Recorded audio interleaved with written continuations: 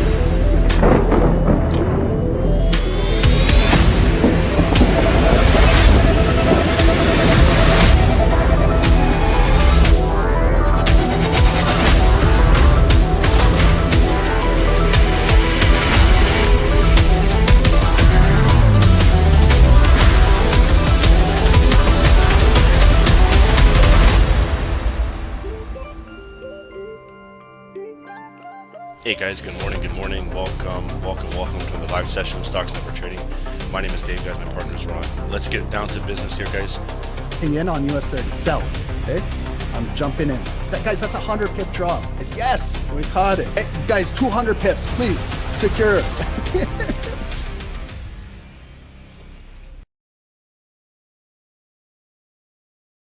Recording in progress.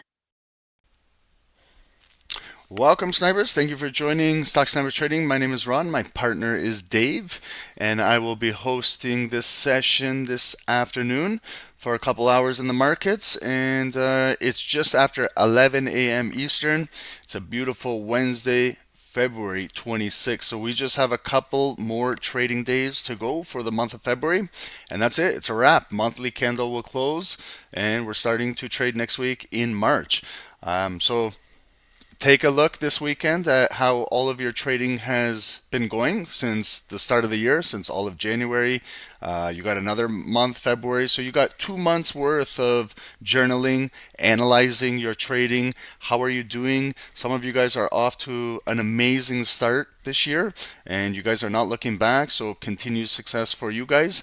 The others that are still learning, keep learning. And then the other traders who are figuring things out, but you know, there's still a little bit of struggles here and there. Just continue to work on your improvements slowly, daily by daily. You know, you're not going to get this, figure this trading game out in just a day or a week. It takes time, guys. But make sure you're putting in that effort to constantly learn, constantly back test, optimize, review your journals, see what's working, see what's not, and make the necessary corrections. Okay, guys?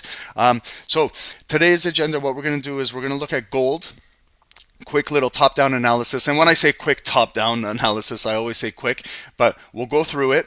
And then what we'll do is right away, we're going to just transition, and then we're going to do a top-down on Nasdaq. Nasdaq in particular today, because after hours, we do have Nvidia reporting earnings at 4:20 p.m. Eastern. So that's a big security, one of the largest in the world, and it will definitely impact S&P 500 and specifically Nasdaq. So we'll take a look at that. Trade careful, guys, all day today, and if you do trade after hours. We also have Mr. President Trump speaking anytime this afternoon, so that could cause volatility while we're in the markets, while we're trading, while we either we're looking for a trade or we are in a trade. So we have to use proper risk management as always on every single day you trade. Okay, so quickly, let's just talk about gold. Okay, so let's get in the markets. I have a fresh chart again, like whether you guys keep your zones and points of interest or point of controls for the entire week. I go over this always with you guys every single day, so we start fresh. Key areas to look for on the daily. Number one, okay, we should all understand where the all-time high supply is by now. All-time high supply is right over here. And guys, remember when I tell you guys about like statement candles and clues? Look at this this daily candle when it had a high, like tweezers top highs at the all-time high basically, and closed with all of that green volume on Monday.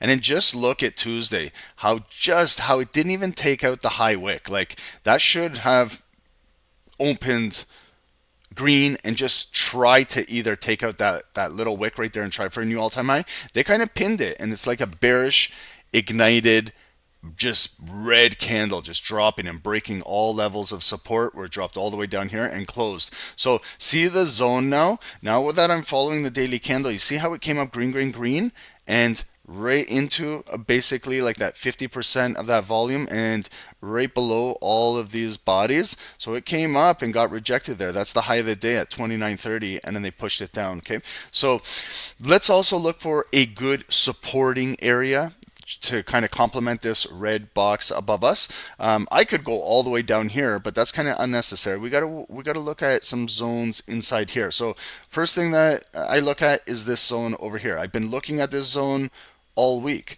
It used to be resistance. This bar right here that closed above, I would naturally flip it green there and then just continue to carry it across. I see this day it came in there red and went back up. This day red and then held support and back up to that all-time high. So if we continue with this going across, we are building off of this green block.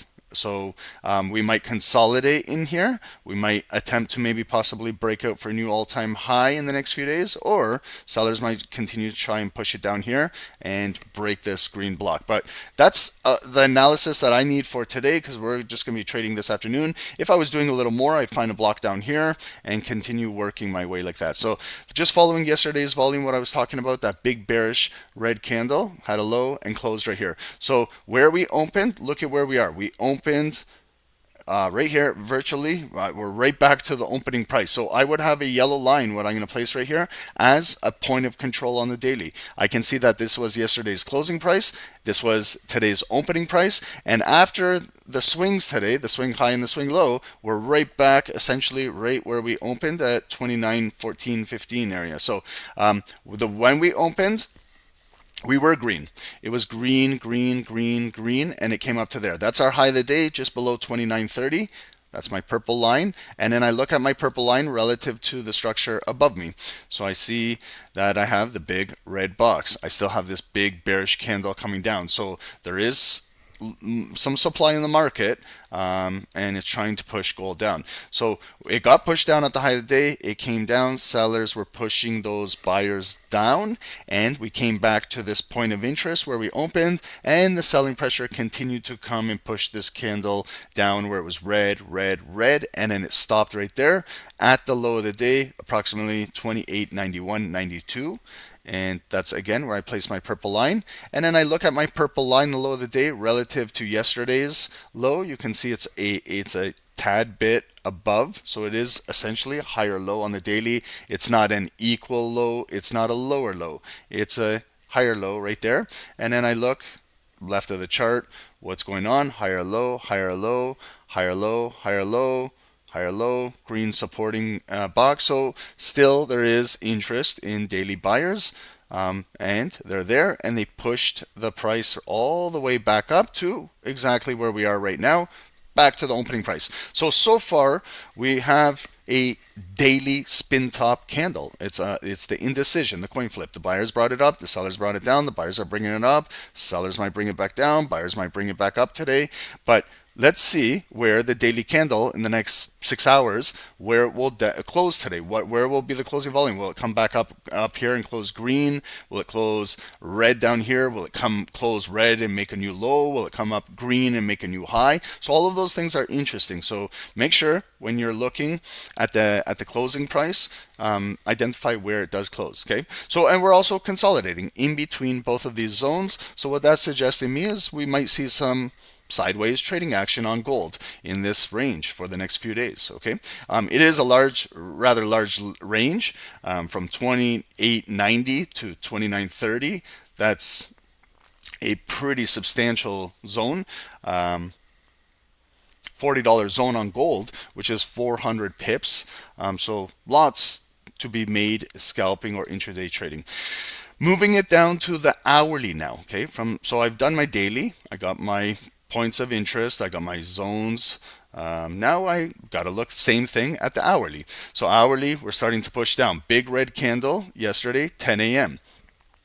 It bottomed out, made the bottom at 11. We started our call and we saw gold was on the hourly the rest of the afternoon yesterday, move back up.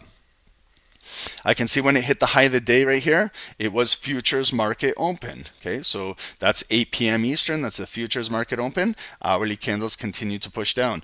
If you look at structure on the hourly or a point of interest on the hourly, I would be looking right here. It just basically look at it, okay? And you see where it starts to pivot. Here's a green candle, 50% above, retest above. It pulls back, we're above that white line. Here we come and actually break the white line. They come down, grab some liquidity. Look at all the volume, how it's concentrated above that white line. Continue push up. It comes all the way right back down. White line, it still kind of pushes back up. Again, it breaks that white line, comes back up, green bullish candle opening, and then we go back up. Retest white line, retest white line. Now here, this big red candle, the white line is below it. So now it's going to act as resistance. See that leg when we came up right there and we pushed for the daily high, and then look how it came down, and look at the volume now concentrated again below that white line. It retested it, pushed down, came up, lower high, pushed down, came up, lower high, and then they came all the way down to the low of the day, which was 9 a.m. Eastern, and it looks like a clear double bottom at that. Look how it came down, one bottom. All of this garbage in here is kind of where the neckline is concentrated, and then it came right back down right there. Exactly, there's your second bottom, and now we got a little indecision on the hourly. We want to see, will it continue maybe to break a little bit higher to the upside, maybe come back up to this white line and test, maybe up to the daily high, maybe up to this bigger supply zone. And when it gets up there, there's my next hourly point of interest. See inside the red box right there, see that, how that you can see clearly, see the resistance. There was the fake out right there. Here acts as resistance. Here you got some volume closing above, so then traditionally it should be acting as support over here, but broke, then came back up, then held it, retested it, then we drove back up to those all-time highs. But we have a potential maybe double bottom, but we're inside this area now. It could also come down red on the hourly. It could come down red, red, red, and test maybe 50% of this green candle. So half of it is generally right around here. But then I also see where there's bodies right here. So traditionally I always place it at half of that green candle, like right there, if I'm just eyeballing half of it. But I do have a little bit of structure here. I got a body and two wicks. So maybe I just want to lower it to kind of complement the data that's already presented to me. I have a wick, there's the body to body, and then there's a red candle that closed below the white line, and then there's that kind of ignited low, shorter wick, and then there's that drop all the way down there. So if we do retrace back, I'd like to see if the hourly time frame, guys, make note of this. If we can hold 2906, 2907 today on the hourly, then we could still continue to try and push up bullish and create depth of market. But we are also kind of trending down on the hourly. So from all the way up here, we're pushing down. We're still pushing down. Try and keep the trend line. I try and keep it natural as possible. I don't want to put it up here at that wick and that, unless I get multiple touches. I get a lot of touches here. Get a lot of touches in there. So I just want to kind of keep that trend line very natural looking. I can see where they faked, then it can show me the fake breakout, the liquidity grab, and then they slammed it down. Here again, It broke the trend line, but made the high of the day. They slammed it down. We kind of tested it right there, tested it right there. Here, so now we closed. See this green candle last hour? We closed above that natural trend line, and we're retesting it right now. So I'd like to see now positive green volume, somewhat closing above this yellow line, the daily point of interest. Right now we're below it, so sellers could still try and push this thing down. Okay, so do you guys see the double bottom on the hourly? Okay, like right in here, that's a one bottom. Okay, stretch it into the future just in case we do come back down there. That might be like a triple bottom. And then you see if it comes back down there, you see how it's coming to the apex of the trend. See if we come back down in here, and then it bounces, and then there's that natural trend line. Maybe they push it down one more time. Maybe they grab liquidity in here. Then it gets that big spike. There's the break of that trend right at the bottom. Then maybe you see we break it, naturally retest this again, and that would be a perfect reversal pattern. Like you have an inverted head and shoulder being created at the low of the day. That looks like a pretty powerful move. That one, if gold drops back down to 28.90 and perform something like this on the hourly, I would probably go long myself, not a scalp there. I'll probably swing trade gold if it can get down there. So I make an alert of it. Like I can right click this alert. If I'm away from my trading station, at least I get alerted next time gold comes down to 28.90, and I'll be watching this like a hawk just for like that move. Okay. So let's continue moving on, guys. So for us, for example, us in a scalp session, if we're looking for 20, 30, 40, 50 pips or something, if we do go green, like above here, green, green, green, there's some natural like hourly bodies right there. There's some wicks at that trend line. I just put a line just for reference if we do get up there, that if I'm scalping from this yellow line to that white line, I measure it, or just do the math in your head. 29.14 and 29.18, $4 range in gold. That's about approximately 40 pips just to fill from from this yellow line to that white line. Then if we can continue to move, maybe up to that white line. If it continues to move, we're going up to the daily high, and then I place more emphasis on the higher time frame points of interest. Okay, so hourly is looking good. We're still pushing down, but the buyers are still they're there, but we might see some sideways consolidation. If we do, you just got to trade accordingly. Okay, now we'll bring it down to the 5 minutes. Okay, so the 5 minutes now are showing me how they reacted at the hourly white line, how they're reacting at the daily yellow line, where we made our bottom down here this morning, and now how we're coming through here. Higher high, higher low, higher high, higher low, and a higher high. But you can see to the left of us, we're pushing lower high, lower high, lower high. Okay, so let's see if the 5 minute candles can start to build a little bit something in here. And while we're watching this, I'm going to do Nasdaq as well. So what are the 5 minutes doing? We do have this 5 minute push coming up right now. Okay, you can go again like this too, but I like to keep it natural, as many touches as I can.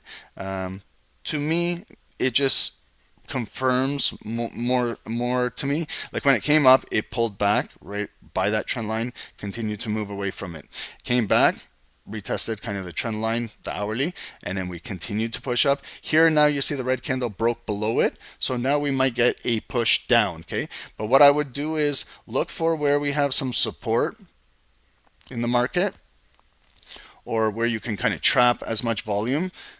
Like right there, I could trap all of that. Okay, and I just want to see how consistent it is with the volume that's trading right now. So if I stretch this across, that could be my zone of consolidation right now, because we could break the trend line. It could be a fake break and then come back in and trade inside here. We could fake break up here and drop like how they did here. They faked that move up there, and look at the candles, look at the clues, guys. Like it kind of start to pick up on this, where it closed right at the high, and then look at how the candle just opened. It just opened and didn't even kind of basically flash green to take that tiny wick out and just create a new high.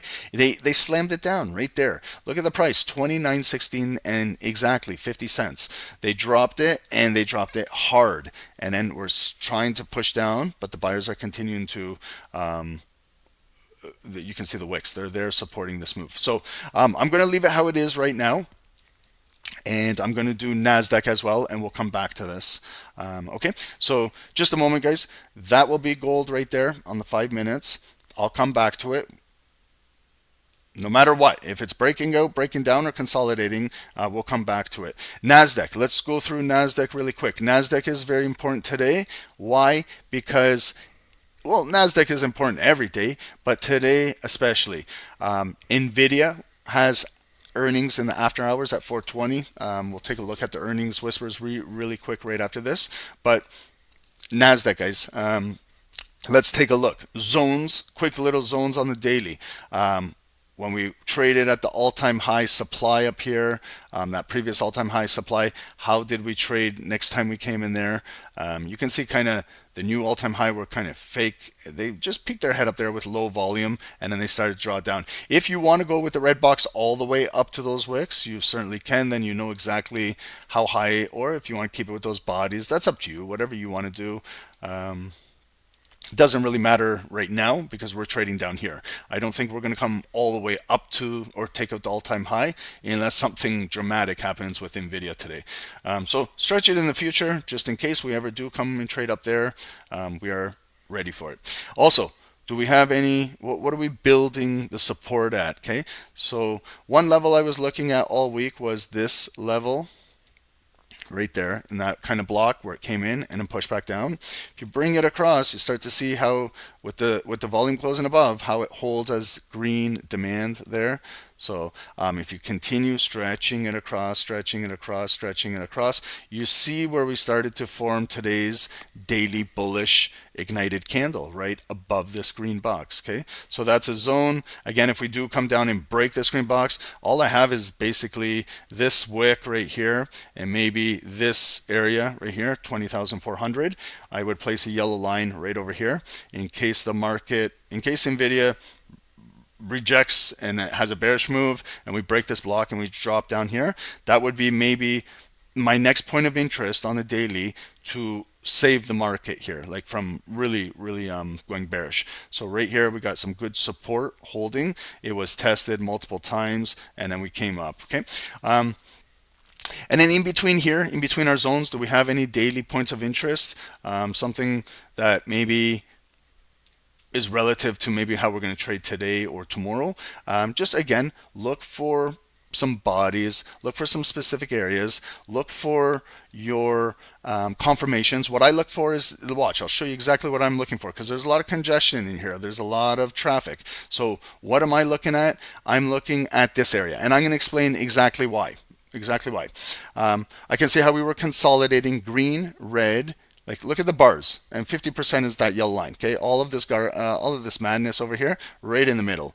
As I go over here, I see the big red candle close below that yellow line, and you see how it rejects it right there. Here, this body is closing right at that yellow line. Look how the next daily opens right in there and push. Look at how this one comes down and it closes right at the yellow line. And look how the daily candle starts at that yellow line. Here's a fake out of that yellow line. Here's a body closing above it, and then we start this uptrend. I can go on and on and on, guys, and explain all these individual candles. To me, it just looks like a perfect area. Okay, here's body, body, body, body, body, body, body. Here's the red candle that closed below it, and there's roughly, like, if I was looking exactly at that red candle, I'd be looking at 50%. That yellow line is roughly 50%. Then to confirm everything, I look at the number. The number is a nice whole psychological number, 21,502,500. I'm 2 points off of a nice whole number. To me, it's consistent, it's good. I don't second guess it. That's the line. That's the line. That's how I go about it. I see a lot of you guys are spending hours figuring out, Ron, should I place it here? Should I place it there? Should I go here? Just look what's very like natural looking, and just go with it. Go with your gut, and then back test it. See when it's when it comes up to it or trades at it, and then see the reaction of the volume, and that's how you're going to learn. So this is now where I can see the daily volume. We're moving one leg down in here. Here's our neckline. We're building it. It's coming up. It might break this.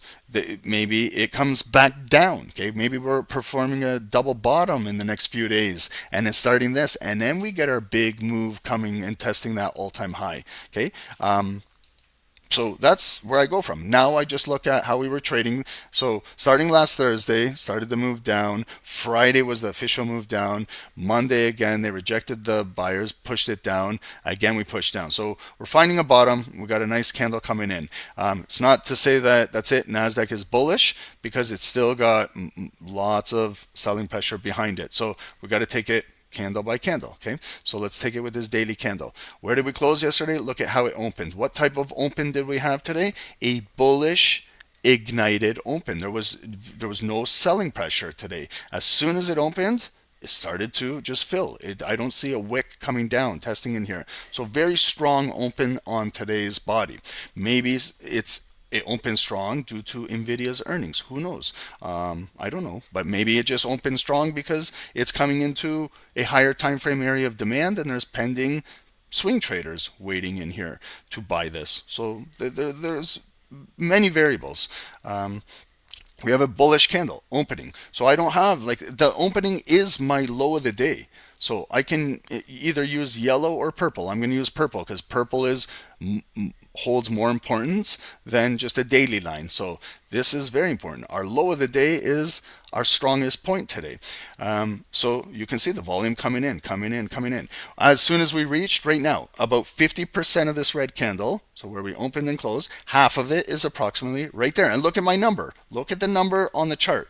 21,250. A nice whole psychological number. So that's a perfect area to place a yellow line as a daily point of interest. I can see that today's volume is above this yellow line. So if the sellers push it back down, I'd like to see if the buyers will step in right here and hold this and then continue to drive that volume. If we lose this, buyers lose this, then the sellers have majority of control of the candle and can continue to push down and start to bring it down here, maybe, and then drop it, guys. So look at, now follow the highest point today was right there, 21,360, I believe.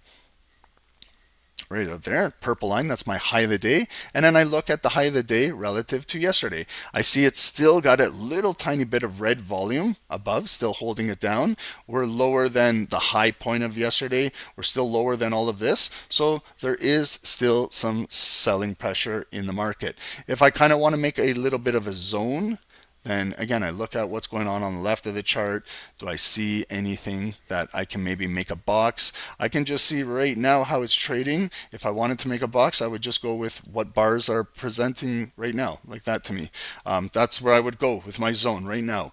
And see if the buyers can attempt to push above here. If not, they might continue push down. So now we're barcoding on the daily. We had a red candle yesterday, green candle today. Are they going to come back down red? Are they going to go up green? Are we going to maybe break a little higher, then pull back into the zone? This might hold as a depth of market and continue driving. But Nasdaq looks strong today on the daily. No doubt about that. But look at the selling pressure the last few days. It could just be consolidating like a bear flag, try to attempt to break this demand zone. But let's see if maybe on the daily today we can kind of squeeze out of this red box and maybe just drive a little further up to here. Okay, that's it. That's not asking for a lot, but let's just see if they can do that. Going to the hourly. So this is the hourly. Now I can see, look at how the hourly trend was really pushing down. Lower high, lower low. We broke that point of interest. It pulled back. There's my hourly resistance up here.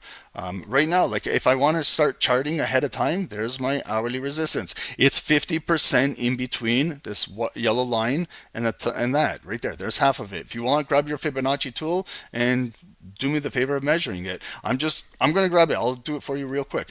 That's just looking at there. I'm not guessing about anything there. I see the structure. If I want to see exactly, grab my Fib tool from that yellow to the right there. And then you see 0.5 is right on the dot, like right there. So that's how I learn this stuff, just by repetitive action, figuring out where my scalp zones are. Another one, so that's white on the hourly. If I need to find another one, now this is where I find my micro scalp zones. Here was a pivot when it held there, and then you can see exactly how it's resistance right here. Guys, this is a good like kind of tutorial too. Right here, see how it came down? Do you guys understand how it stopped right there, pivoted? Place a line, any color, just place a line and then see how it will react just down the road. And then you can see right there, that red candle closed below that line. Look at when we came up. It touched the white line, back down. Touch the white line, and then drop. So right here, it's acting as support. As soon as you get a confirmed candle close opposite direction, then this line is still static, but it's not support anymore. It now might be resistance, and it's clearly showing you it is. And then we continue to push down. We came back up, lower high, pushed all the way down. I can see when we broke down here what the lowest point was yesterday at 11 a.m. We started to come right back up, and we are. I can see the low of the day was Wall Street. If I look at kind of like a natural trend on the hour from this demand zone, I still stay with the bodies, kind of stay with the bodies and stay with the bodies. And so you can see we are ascending. We did have some liquidity grabs, came down, but volume concentrated above. Again, a big liquidity grab this morning, but volume is concentrated above. Now the buyers are trying to break this daily high in this area of supply to break through here.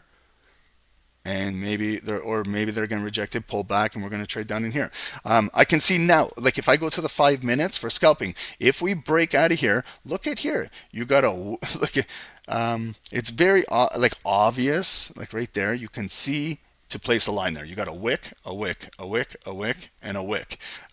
With that momentum, what I would do is, if we got a lot of momentum, we could possibly break this and drive it higher. Where would we go? I'm looking at this big red body candle. Half of it is right there, and it's lined up exactly with those two physical bodies. So if I want to just go a little bit up right there, that's exactly where I would place it. There's a body, and then that big red candle representing 50% of it. If you want to have like just another line like right at those equal high wicks, you can absolutely do that. That's at 21,405. If I go right there, it's about 440. So 405 and 440, it's telling me that that's about a 35 pip range if I'm scalping on the 1 minute candles in between those two white lines if I place them there. I'll do it for you guys so you guys understand. If we get up there on maybe this call, then I can explain exactly what I mean by that. And then that's that clean traffic. Like from the white line to the white line, that could be an easy fill. Or it could just fill green, green, green right up there. Because look at how it just came down real quick. Red, red, red. So they could feel that. Here's where the congestion is. This is where all that traffic is in here. Okay. If we can break through all of this traffic, that could be easy fill. I'm literally saying an easy fill, filling from that white line to that white line. Okay, those are the type of fills I look for in the market. I look for those easy fills with minimal to zero drawdown. Following now the price action on the hourly, that's where we hit our high of the day, this hour, 11 a.m. And the sellers are there, they're present, they're pushing it back down. If we push back down, what am I looking at on the hourly? You guys probably are saying it in your head, and this is how repetitive it's going to get, guys. So I hope you guys are already thinking ahead of me. If you guys are doing that, I'm telling you, you guys are doing fantastic. If you guys can kind of read my mind where I'm placing a line, you guys are on your way to doing great in these markets, believe me. So this is where I'm placing it. I'm not doing anything like extravagant here. I'm not doing any crazy strategies. I'm just using common sense. And then the common sense is showing me that it repeats itself every single day for the past 20 plus years of my life. Right there, coming down, if it comes down red, red, red, 50% of this green candle, open, close, half of it is approximately right there, but it's lined up exactly. I got a wick, a wick, a wick, a wick, and so I got good information now. And so this might act as support going forward. If this white line can't hold, then it might come down to the bottom of the trend line and my daily point of interest. If the buyers are not here, they lose this. Unfortunately, it's going to start to drop down. Right here, I would have a white line. Exactly right there. Look at it. You got so much information, so much data given to you. You have to do something with this data. Like, see how it came down there? Wick, wick, wick, wick, wick. Wick. I don't see any red volume. If I see a red hourly candle close below this white line, not only do I see it broke the daily point of interest, it broke the trend line. This could be, it could fill this bottom wick and start to come down red, red, red and try and come down here. Okay. So just going forward now, back to the 5 minutes. Okay. So we do have a nice bullish move off the bottom. But don't forget, we have this massive hourly drop. So we might be doing this where we're coming back up a little. They could go a little higher, and then the sellers could just slam this thing right back down. And then we got to find at each one of these lines where the higher low support will be. Will it be at this white line? Hourly. Will it be at this daily line? Yellow. Will it be at this hourly here? Or will it be at the low of the day? Or will they come in right into the green zone, and there's a double bottom right there was the one bottom, there's your double bottom right there, and then will they bring it up, and then each one of these lines is now resistance going forward. This is hourly resistance. This yellow one is that daily resistance. This is hourly. Here's the big supply. If we can get out of this supply, then this red supply will turn into a green box of demand, and maybe we're holding here. Maybe it needs to come back down, grab some liquidity, but the depth of market is building here. It's getting stronger. Then it could just continue to build for the next waves. Guys, that's how you should go about if you're learning about static zones. I think that's the easiest way to do it. I know I do then tend to have a lot of lines on my chart. I'm kind of exaggerating with all of these lines. But if you just come into the 5 minutes, like I don't need to have all of these lines up here. That's just maybe if you want to prepare yourself for the entire week. And then you just trade the volume through this white line to that white line, from the top of this red box to that white line, from the purple line down to there. Like, it all depends on what you're looking for. But that's why this measuring tool comes in so handy, because if I'm just looking for that fill right up to there, it's a 30 pip fill from the red box to that white line. If it just fills up there, that's 30 pips, pip and dip. Or if you get more, fantastic. If you can leave a runner, let it run. But that's scalping in a nutshell for the lower time frames. Now I just scalping between here. But the 5 minutes also make their own structure, their own zones. I can see that they're doing it right now. Where do we have a base of support? Well, right here was resistance, turned to support right there, and it's still holding support. So I could have like this. I know it's a lot of boxes and different colors, but it's just to get your eye what you're looking at here. So you can see how it drove up to the high of the day right there, rejected.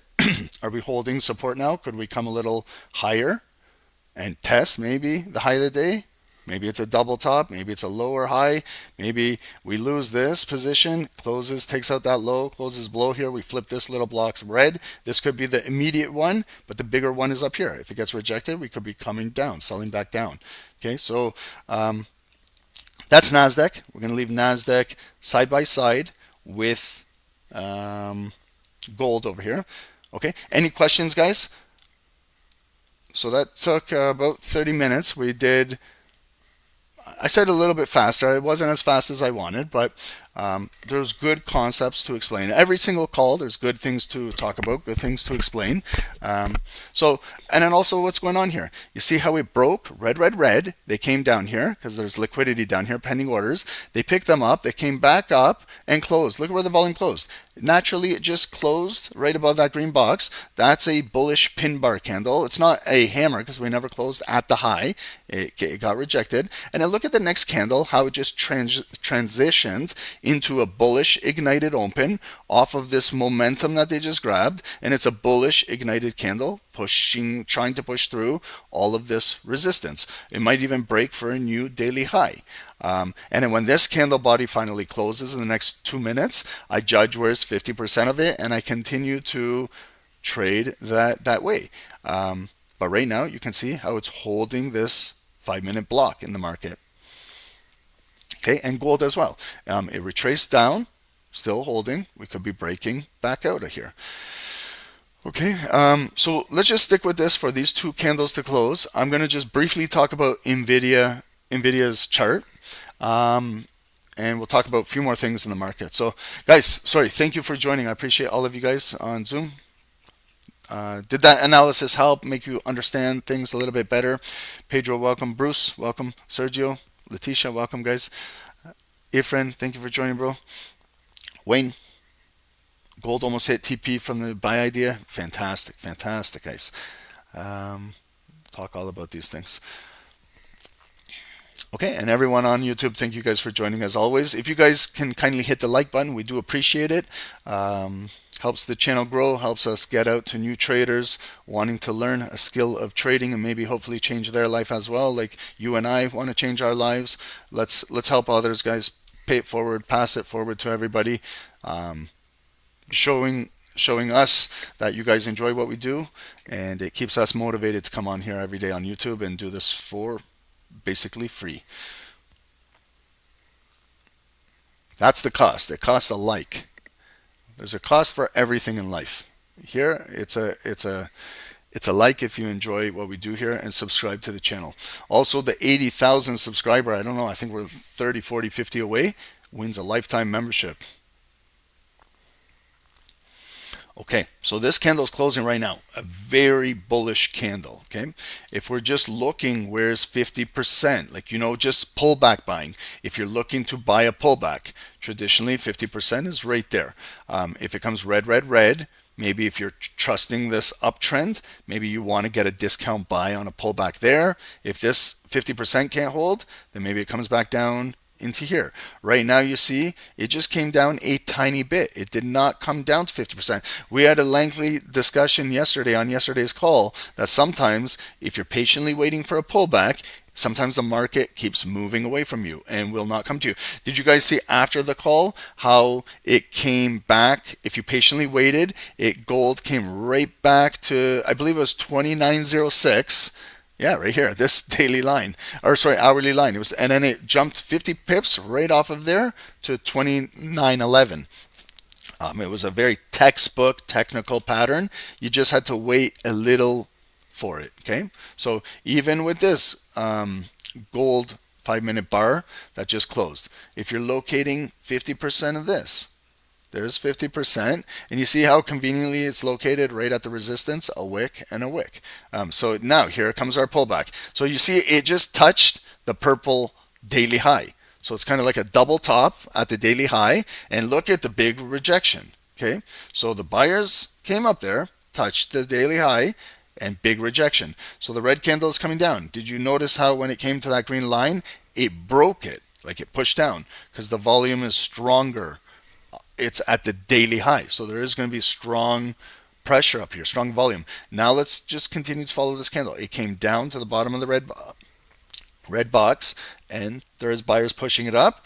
The volume again is concentrated now right at 50%. The buyer's going to push it back up, seller's going to push it back down. This could be a potential double top forming at the high of the day on the 5 minutes where it came up. There's the neckline, double top. Big red bar candle. The second bar is the heavier volume based candle on the second leg coming down. What happens if it breaks here and closes below here? We're going to have to flip this green box red, and maybe we can sell and then push it down to that hourly. If that's a quick scalp, that could be a quick scalp. If it goes down further, maybe we get more. But look at this red volume. Okay, so if you were buying that second move up in the bigger area of supply, the big red box, and you're in big trouble. Okay, so you can see how these patterns are formed at specific points in the market. This is let's break it down on the 5 minutes. The second top of a double top at the high of the day. Okay, when you're putting a piece and a piece and a piece together and you're making a puzzle, those pieces make sense to me. And if it doesn't make sense to you, then this is why we need to educate ourselves on how to understand this. We're trading at a higher time frame area of supply, a big red box. Our 5-minute candles, if you use like RSI, okay, they're not completely overbought, but they came from being oversold to getting close to overbought. So that's showing maybe exhaustion. We're trading into the high of the day for a second time, and it's just natural that the sellers are pushing it down. Now let's watch the close of this candle. Okay, so you see how the lowest point is still higher than that wick. Okay, so it's still technically a higher low. And the buyers now are buying at the end of this candle, but they still are buying against all of this selling pressure. Okay, so let's notice where this body will close in the next 60 seconds.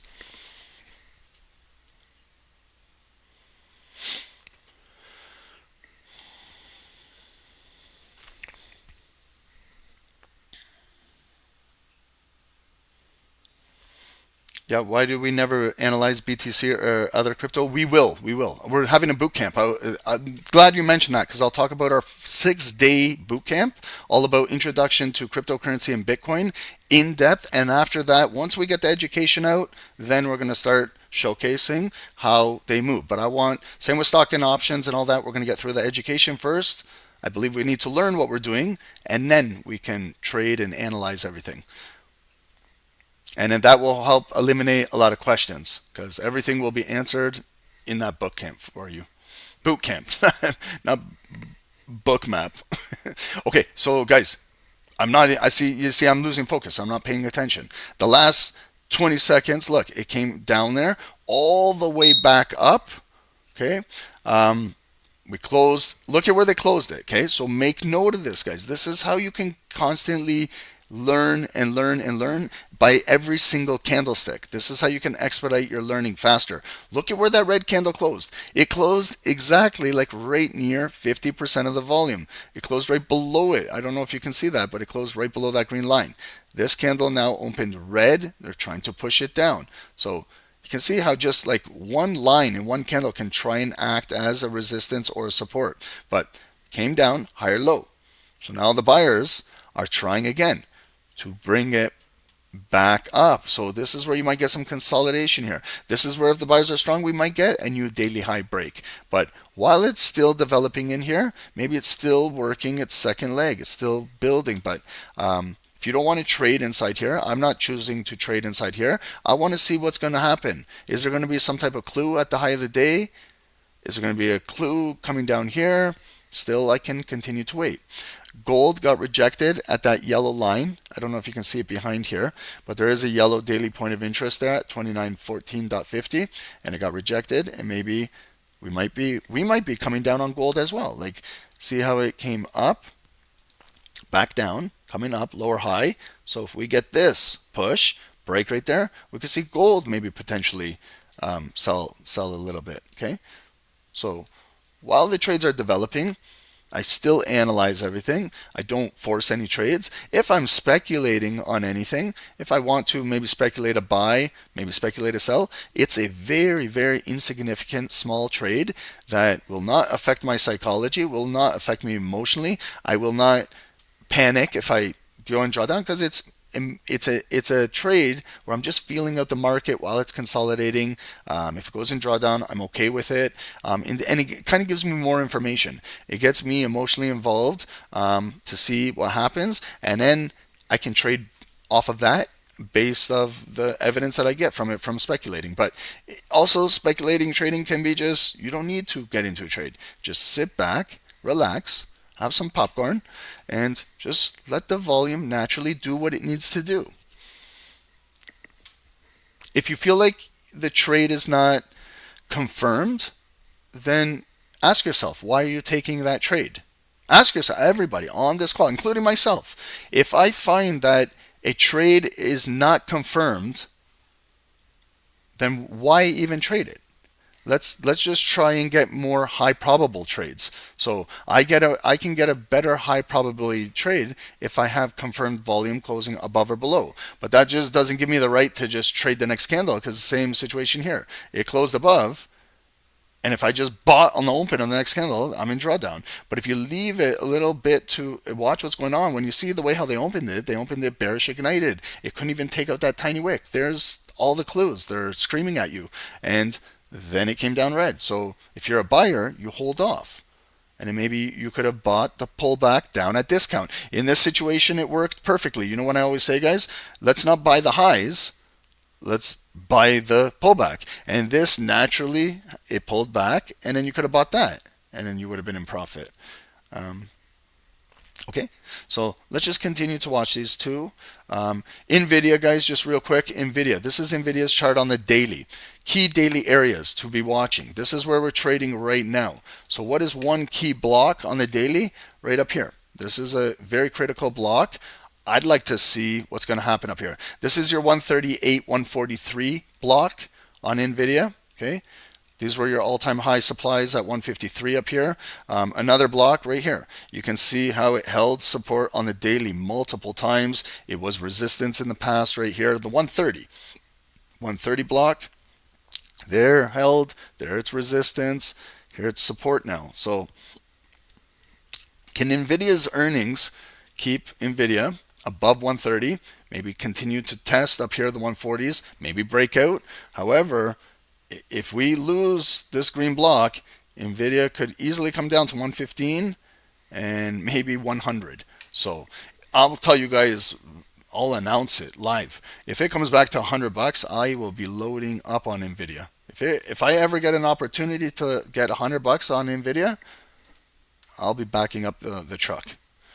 So those are some key points. Okay, that maybe we watch for. Okay.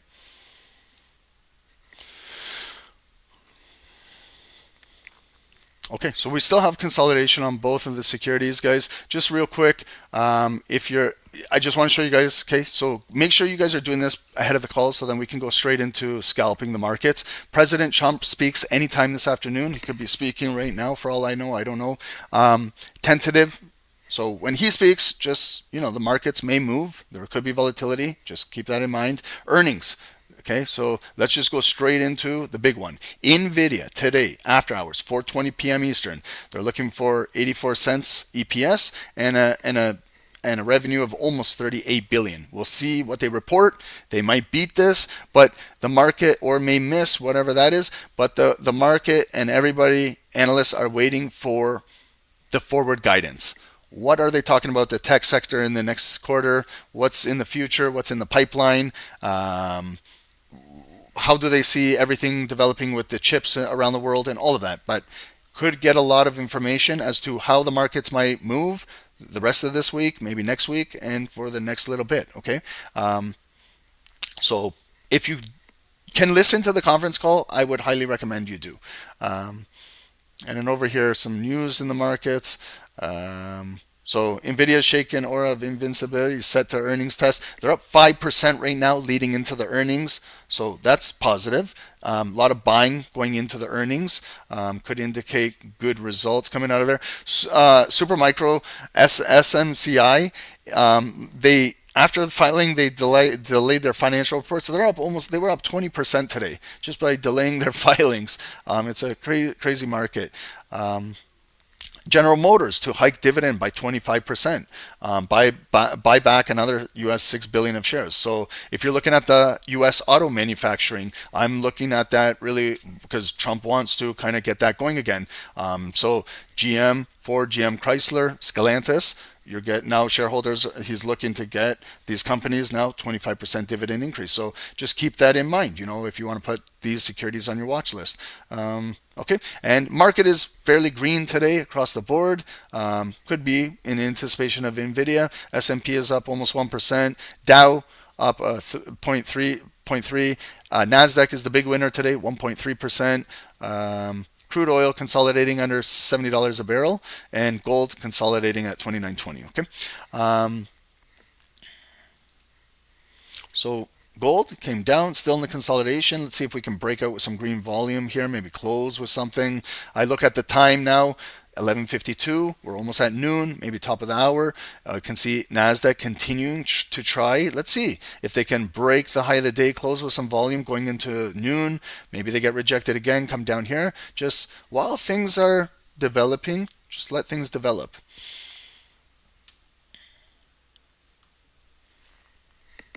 Do you guys have any questions about anything before we get into trade at noon? We got 90 seconds left. Just want to go through a few more things. Guys, fantastic day trading with Dave this morning. We had a gold sell set up at 29.15. You can see the volume closed below, retested it, pushed down, came up, retested again, lower high, push down, new lower low, come back up. You see, sometimes it takes multiple attempts up there, but 2 rejection wicks, and then finally they start to drop it down at the appropriate time at 9 a.m. And there's the big drop, guys. Congratulations to those that got it. And then the buy off of the bottom here, looking for a buy. See how it came down, came back up. There's the closing body, pull back, closing, and then you could trade off of this if you like. But anywhere around 2900, 2902, running to that 29.18 up here to that resistance. So congratulations, guys, both ways, buys and sells on gold. Okay, so we got a new break on Nasdaq, new daily high break. You see we're breaking above the purple line. So let's see if we can close with volume above it.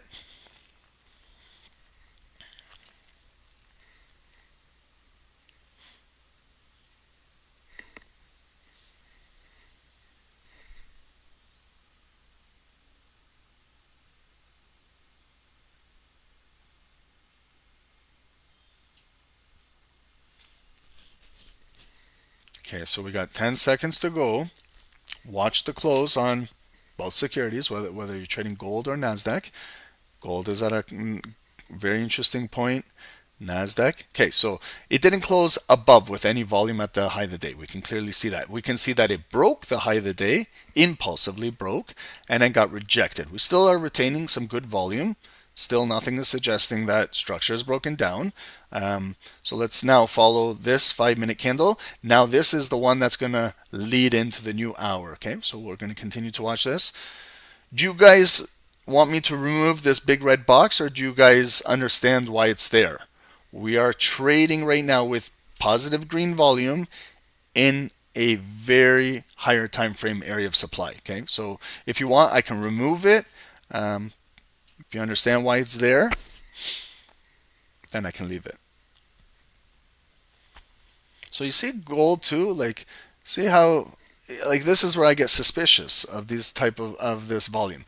See how this candle took out the low, grabbed some liquidity, came all the way roaring back up, closed right at the high, and then just look, how did this candle not just open green and just come up a little bit?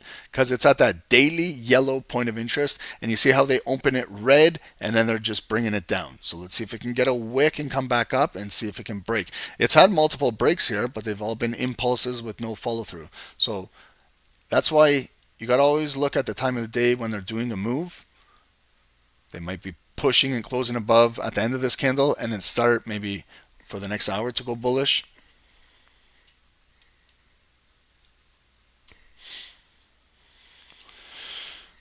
Everyone is very quiet today. What is it? Are you guys all excited or worried about Nvidia's earnings? Everyone on Zoom is pretty quiet. YouTube, I don't even know if you guys are here this morning. I don't even hear a peep out of you guys.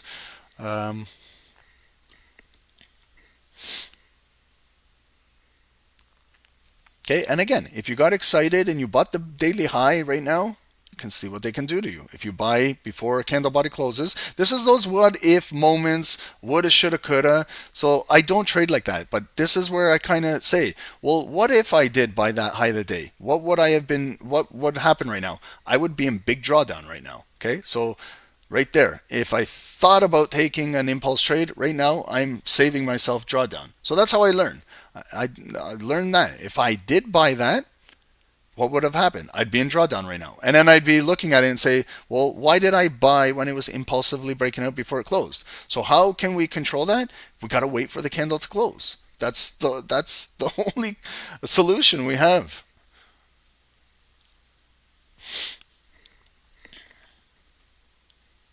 Welcome, Sherry. Sergio, welcome. Exactly, your eyes are glued onto the screen. Yep, it's good.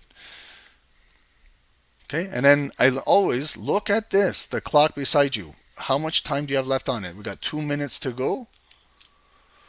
Stan, yeah, good analysis every day really helps. Thank you, thank you. Like it, just guys, you guys got to get in the habit of doing this on a daily basis. Doesn't take too much effort. Okay, just a quick little top-down analysis. Just go from the time frames that you're comfortable with. Doesn't have to do what I do. You don't got to go daily, hourly, 5-minute. You can go 4 hour, 1 hour, 15 minutes. You do whatever you got to do. But look now, guys. Look at now. Now you see how they're really pushing it down. Okay, it came up one time. This to me looks like, okay, if you go technically, 2 tops. And then this is like the 3rd top, okay? So, but I kind of just clump everything together. This is what I do. I keep trading basic. 1 top. I consider this entire, all of this, but I still know, I break it down. I know that there's like a double top there, and then it's there. So it's an entire kind of double top. You know, if we don't want to speak like technically correct here, but it is breaking now. So the volume just broke. We have less than 1 minute to go, and we're going into noon. Okay, so let's see. Either this hourly volume could continue to sell off going into the new hour, or they could just come down, get some pending orders, and then rotate it right back up. Gold, you see how it's getting rejected right there as well, but it's maintaining 50% of that previous green candle, so it is still holding a little bit. Last 30 seconds, this is where I pay attention to. This is where my eyes are glued on the chart. This is where, like, the last 30 seconds, I'm not looking at the chat, I'm not looking at the comments, guys, because I don't want to lose focus as to what's going on here. I'm not doing that to disrespect you guys, but sometimes you're asking me questions right at the close of a candle, and I'm trying to watch what's going on, and some traders are asking me, Ron, why are you not looking at the chat? Because you guys got to understand, you got to be focused when you're trading at all times, okay? So let's know it took out the low, it closed below. Can we go green to red? Absolutely. We can confirm that now. There's no question. Look at gold, how it closed below that green line, open ignited and pushed down, now flip green. But we're still in this congestion zone, so I'm going to stay away from gold. We could be building something with Nasdaq. So it's coming down. Will it take out that low? Will it come up green? It hasn't yet, but stretch this zone across next 5, 10, 15, 20 minutes. Maybe it will rotate back up, and maybe that might be a possible selling point. If you can't sell right now, then just ask yourself, you're selling the low of the candle for the first minute of the new hourly candle, and it could get a wick and flip right back up. See how it got a wick, and it could come right back up. The candle hasn't turned green yet. It's still got that red volume. Okay. It might flip green right there. So the candle just flipped green. So we kind of lost that momentum. Now it could be coming up green and there. Okay, now we're retesting the zone now. Get ready. So it's retesting the zone. And then is it going to get pushed down? Or is the buyers, are they going to bring it through here? Okay, so while everything is developing,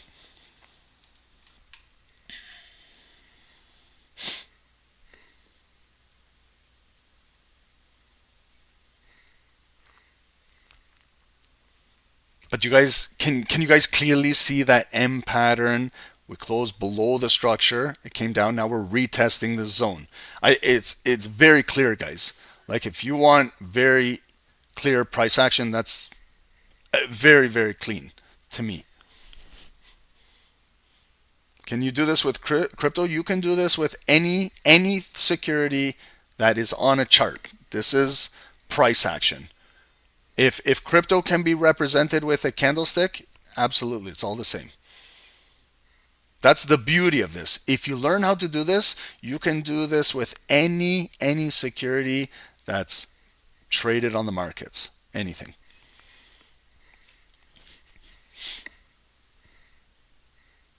Like, we can literally, you guys can tell me, Ron, analyze this chart. I don't even if I've never ever looked at that security in my life, I would feel confident analyzing it and trading it. There's not one security I'm scared of. Why? Because everything comes back to the basics. Okay, look at gold now. Okay, so we got green, red, green, still holding above like 50%. Okay, so we could get now green, not green, gold could make like a green impulse break right now. Okay, intuition tells me sometimes if you're looking to take an impulse break, you got to see how it's building. Okay, or just let's wait for the body to confirm a close. Okay, this now you see. So if you sold right away, it just dipped down a few points. You know, so sometimes you got to let the candles do what they got to do, and then let's base a trade off of it. So, you know, when it came up, I was looking for that rejection of the red block and to come back down. But as it was coming back down, it was kept filling up green. So to me, it's not a good opportunity to just hit a sell right now. This could close green back in here. This box could turn green again, and then we could be building our way right back up here.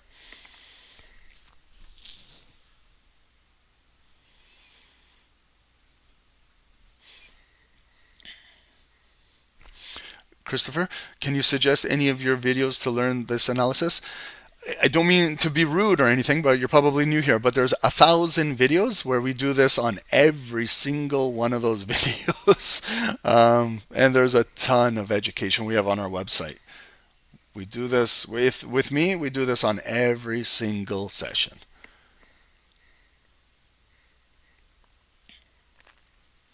I want to get to the point where my analysis is done. You guys have your analysis done. We get on the call and we get right into the markets, because we lose like 30 minutes, 40 minutes analyzing and things like that.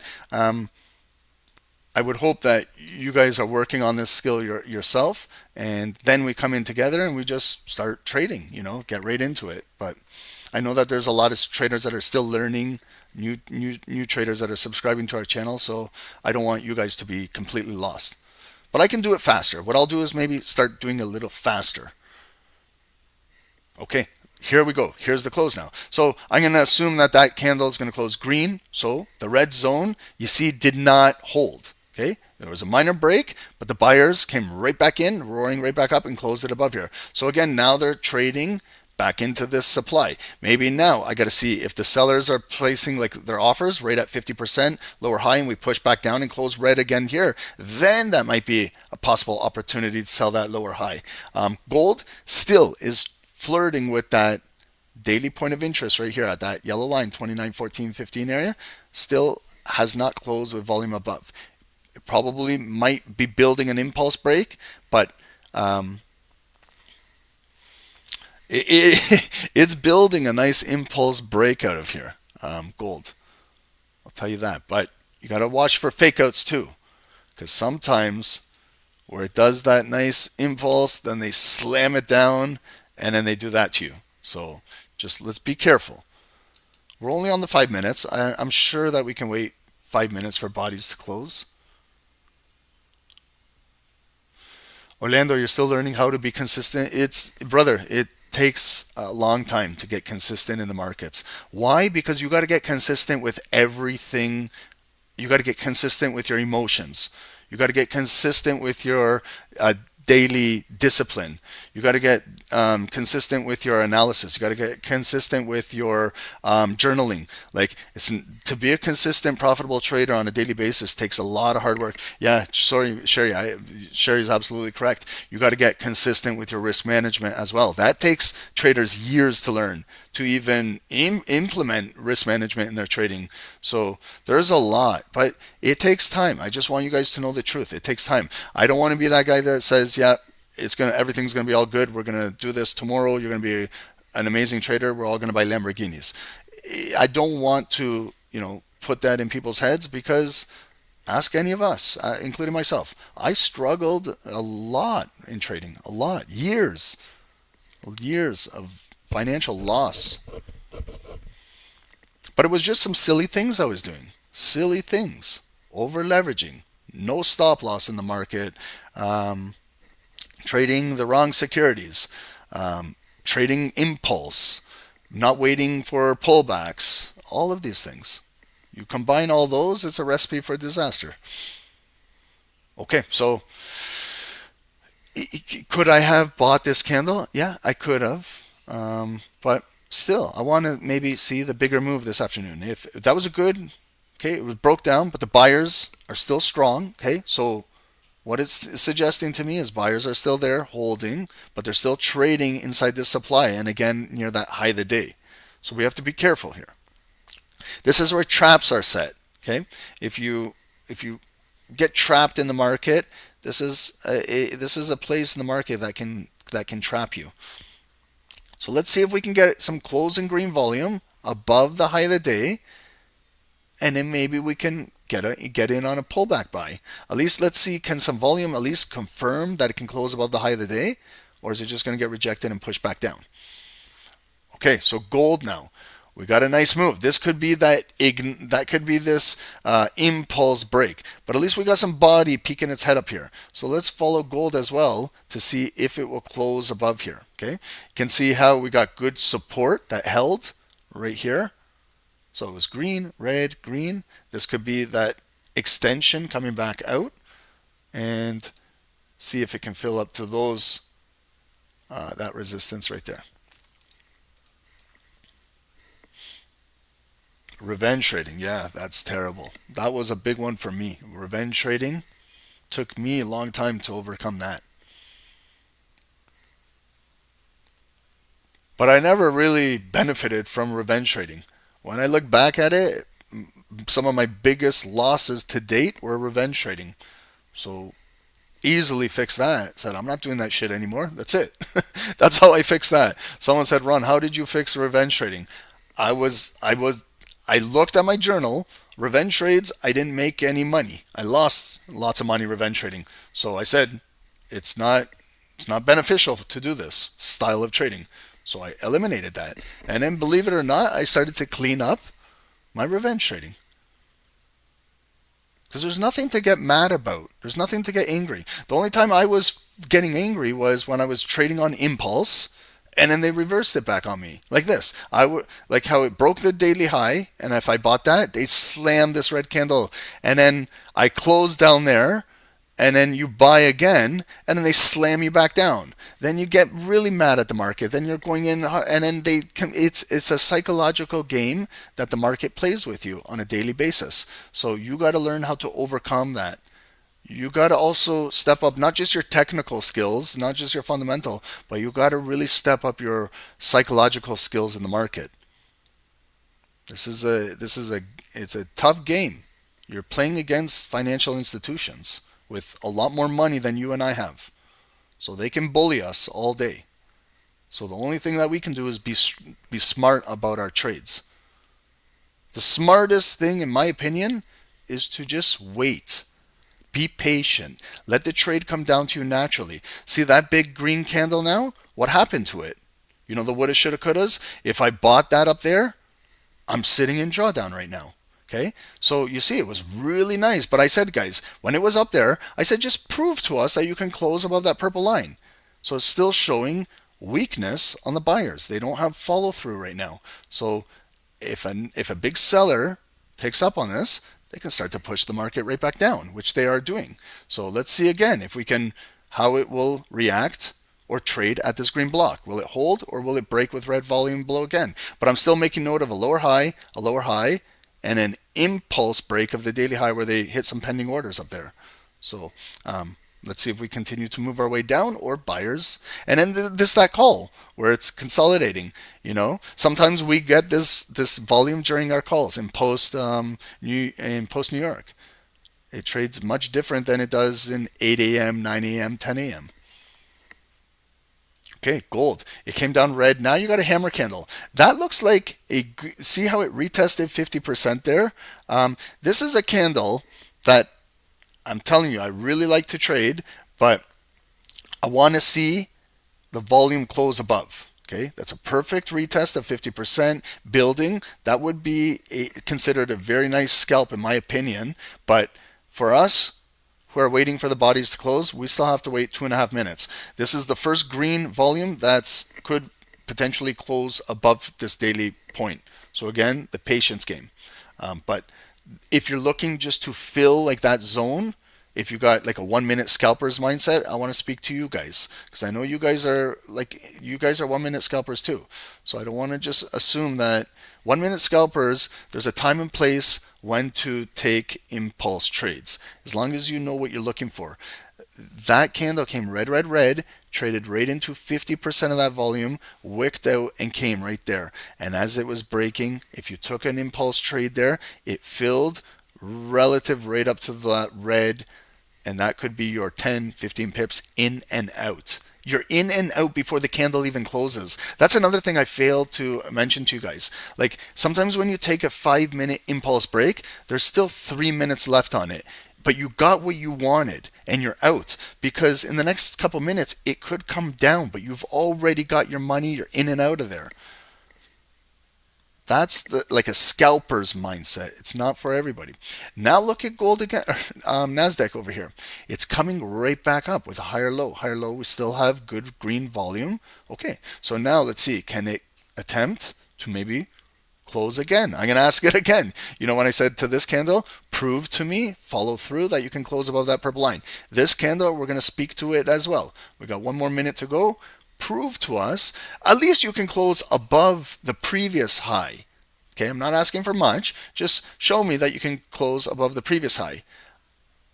Or really prove to me that you got enough volume to close above that daily purple high line. Look at that. Okay. So that's why I say, guys, scalpers, sometimes you got to get in and out. See how it came up green, green, green, and then they slammed it back down.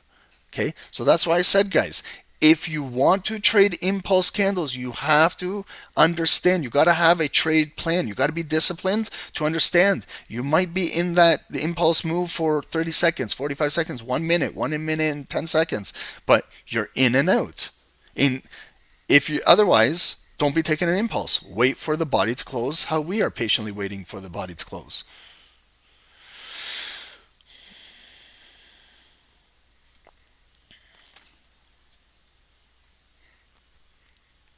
Sherry, that's yeah. Even Letitia is saying it. You couldn't have said it better. I'm saying it myself. Sherry said here, guys, we do not have to quickly regain our losses.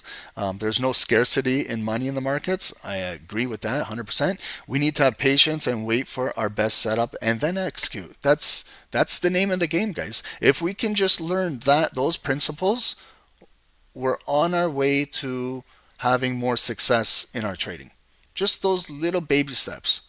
Again, did it? I'm not sure what you're trying to edit. Oh, Siri's talking to me now.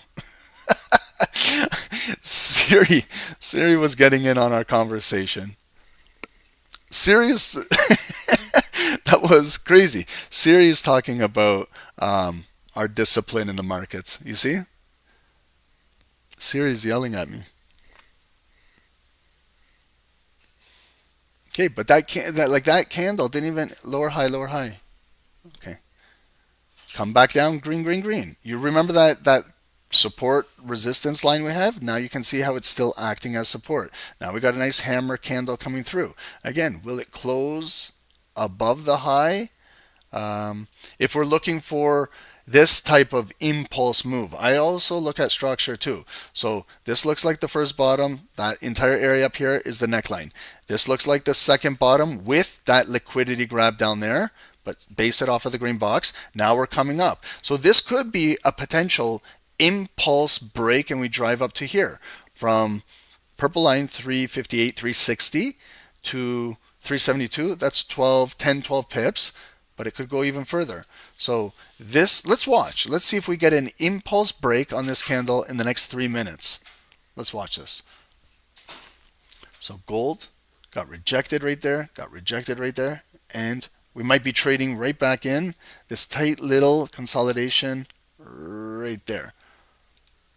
So let me get rid of these trend lines. They are unnecessary right now. We got this little trend that's going on right now, which may potentially break, and then I might be looking to sell gold down in here, guys. Okay, so I'm just giving you guys a heads up. If we start to break through here, I might be looking to sell gold. Okay, and then here's our big move on Nasdaq. Okay, so we got some developments on both of these securities right now. Let's just continue to pay attention. Look for any clues.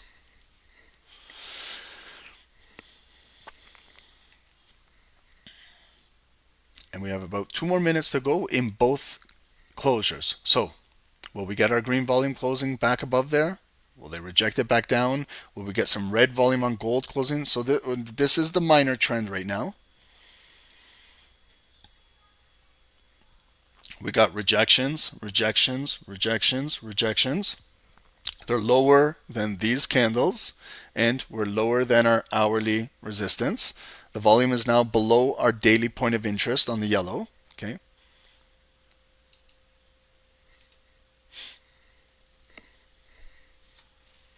And then what do we have going on with Nasdaq? We've got a indecision candle, spin top over here.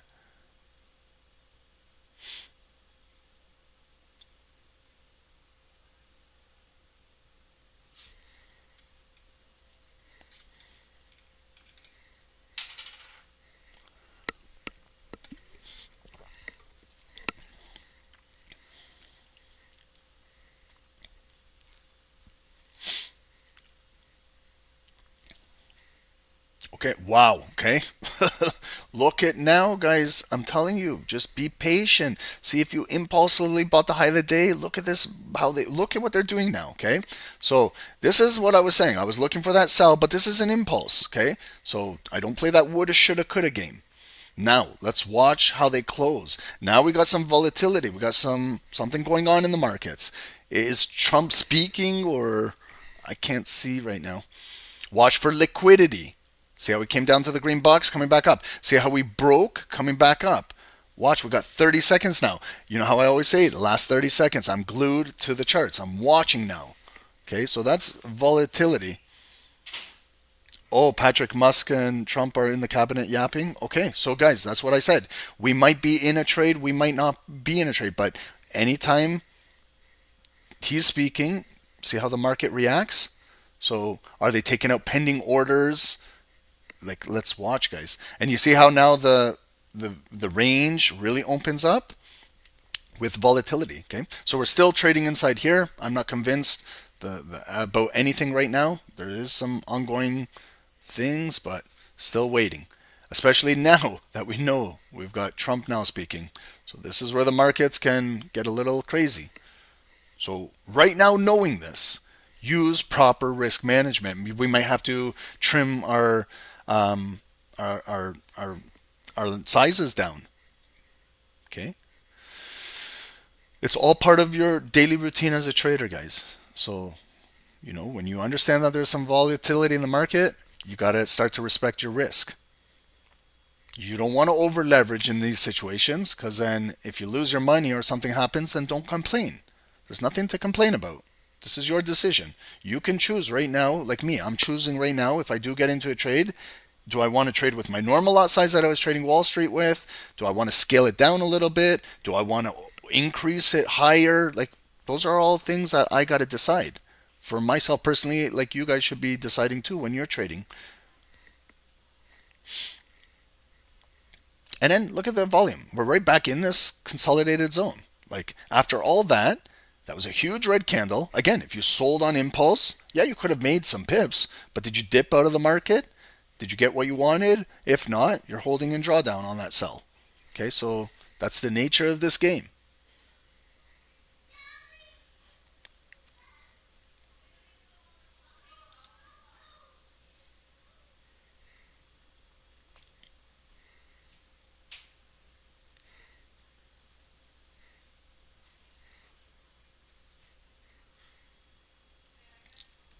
Okay, and then we got watch now. Okay, so Nasdaq, we're coming back down. Is it going to close below there? Will we start to get that selling pressure? Will they hold it back up? Will gold come back down and close below here? Will the green come back up?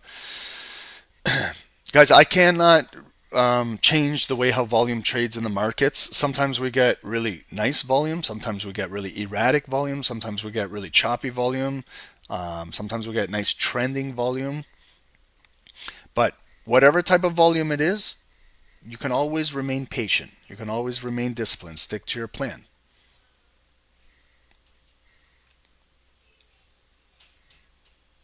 Okay, and then half of the candle is exhausted. It's like halftime now at a basketball game. That was the first half. The first 2.5 minutes have gone by. Now we got the second half.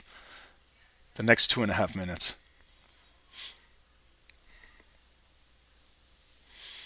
Efren, for me to move these markets, those days are over.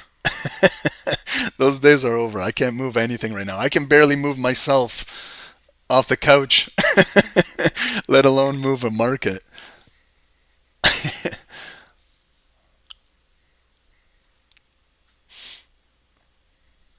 I wish I could move a market.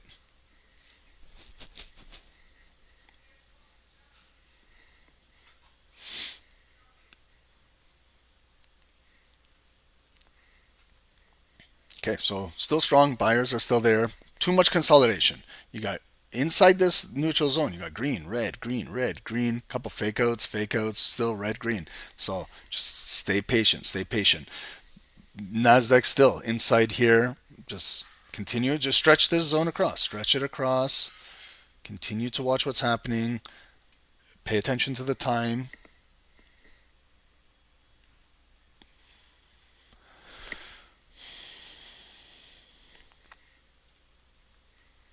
And guys, I want to go over our crypto boot camp with you guys. Dave and I are putting a lot of effort into it. And then you're going to see what we're going to do. Very similar fashion with the stock and options. Very similar fashion with a new order flow boot camp. We'll do another intro to forex one. So a lot of things coming down the pipeline here at SST for us, and the whole community, guys. But I think it's time we learn a little bit about crypto. We learn a little bit about exactly what it is. They're going to be big sessions, guys. I've put in maybe 4 hours each day, guys. So if you do sign up for this boot camp, be prepared. It's going to be long days. I'll probably lose my voice. I tend to do it when we do boot camps. And then Dave and I decided, let's maybe, if Ron can still talk, we'll have a 6th bonus day. That will be on the Saturday morning. So this would be going from Monday to Friday and a Saturday morning. Monday to Friday is all theory. And then Saturday morning would be right on the charts of Bitcoin. We'll explain it. Thorough top-down analysis from 2009, from October 31st, when it started. And all the way to where it is trading right now.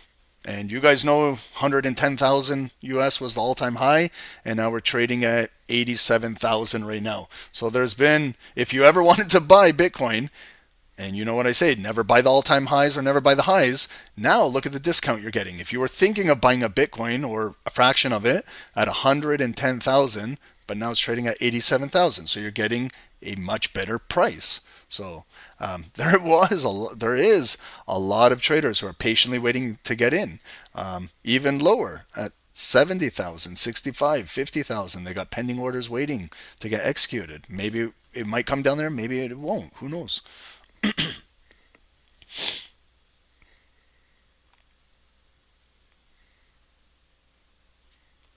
Okay, so the candle's closed. Again, still volume inside here. Nasdaq now is approaching down, but look, every time it comes down, there is a wick that pushes it back up. It rejects a move. Every time it comes back down, the wick rejected the move. But we're coming back down for a third time here. Will it close with volume below here, or is it just going to come down, get another wick? Will it maybe break and get a higher low under here and come back up? But you can see now the supply is being lowered from, again, how many times did it touch that purple high of the day? One time, 2 times, 3 times, 4 times up there, multiple times held. So sellers are strong, holding Nasdaq down at the high of the day. But let's see if they can, again, prove to us that you can close below this green box. Gold has a nice rejection too, coming right back up.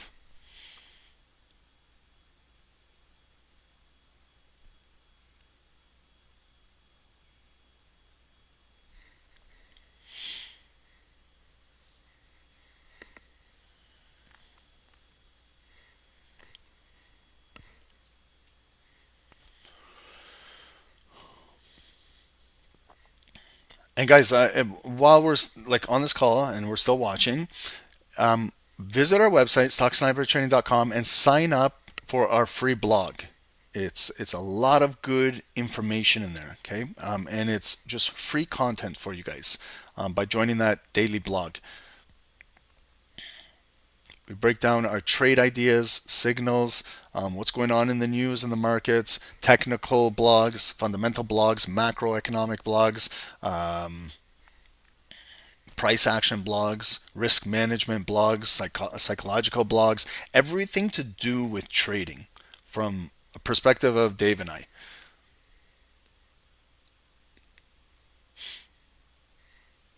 Okay, so guys, I haven't taken a trade this session. I'm still patiently waiting.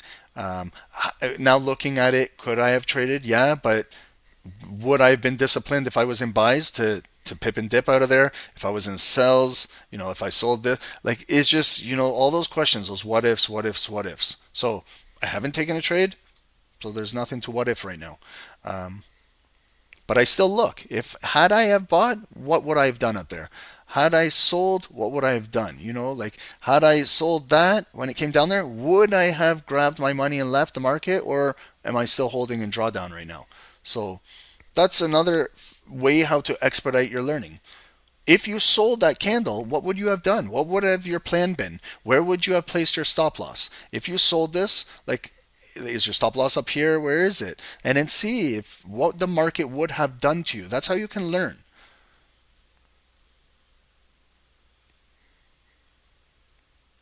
Like, do hypothetical examples too when you're practicing. Like, let's say, for example, I announced to you guys, everyone, this is a practice day in the markets. We're all going to use demo accounts. What if I clearly stated this to you guys? And then I said, guys, what happens if we hypothetically bought up here?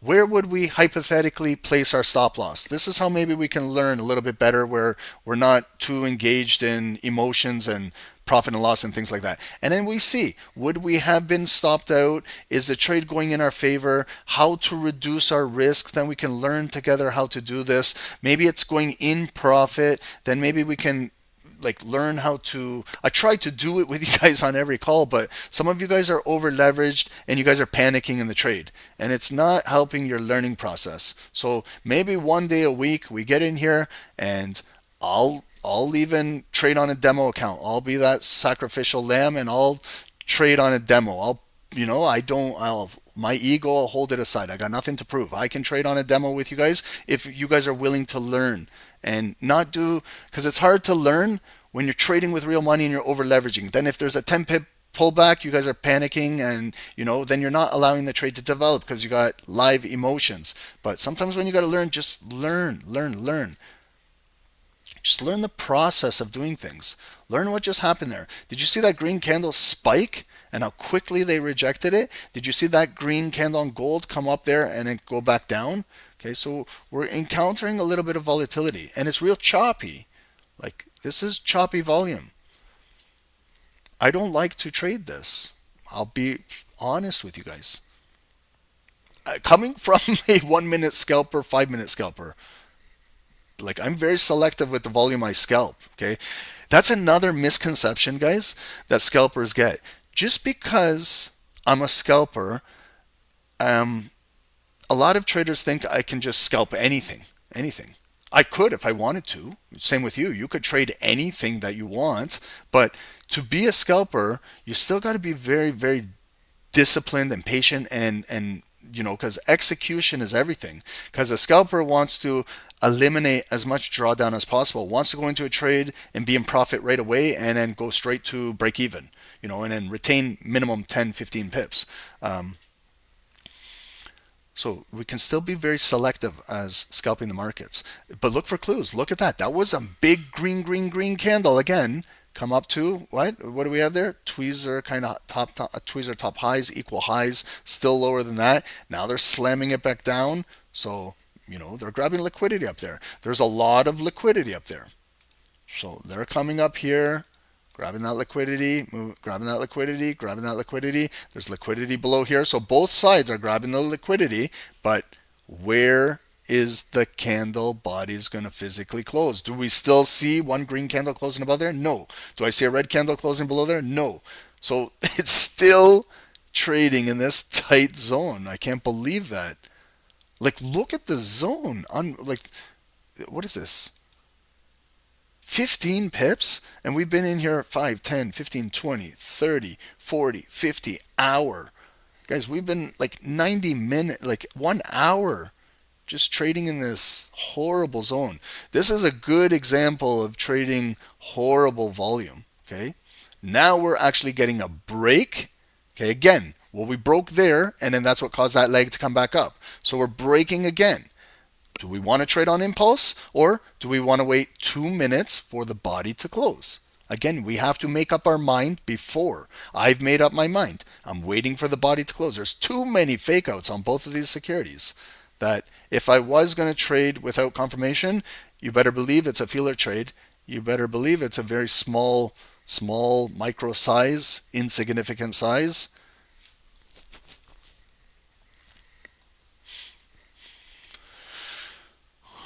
Wow, 40 subs away from 80,000. Free lifetime membership for 80K. Who's going to get it? Who's going to put up with me and Dave? Good luck to that person too, to put up with Dave and I.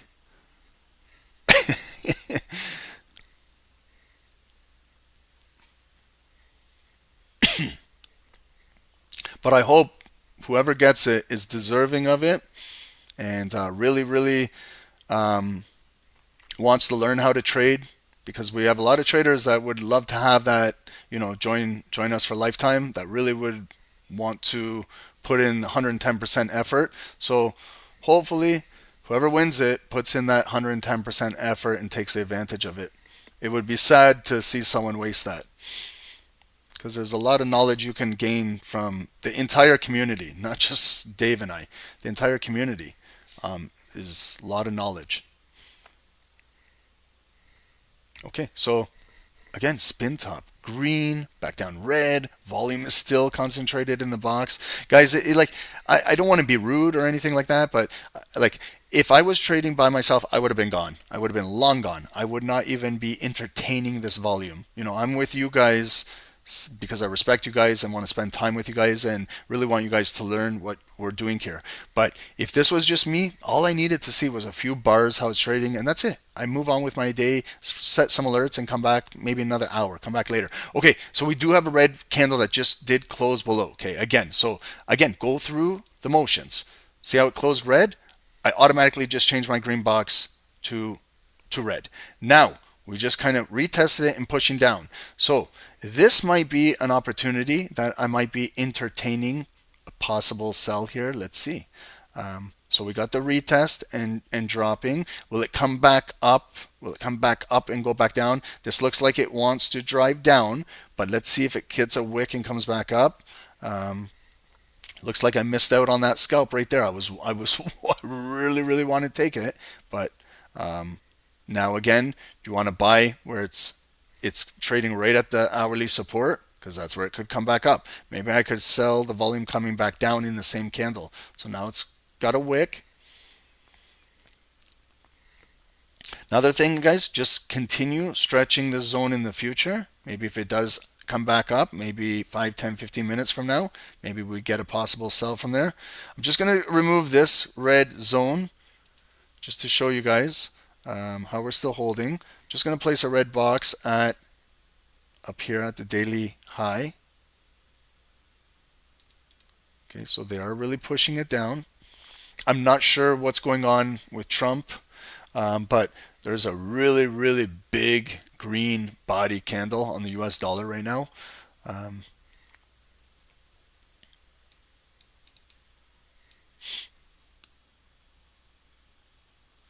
Versatility, Dow Jones moved really well today. Yeah, that's good. That's good. I enjoyed Dow Jones. Yeah, just be selective with the volume you guys are trading.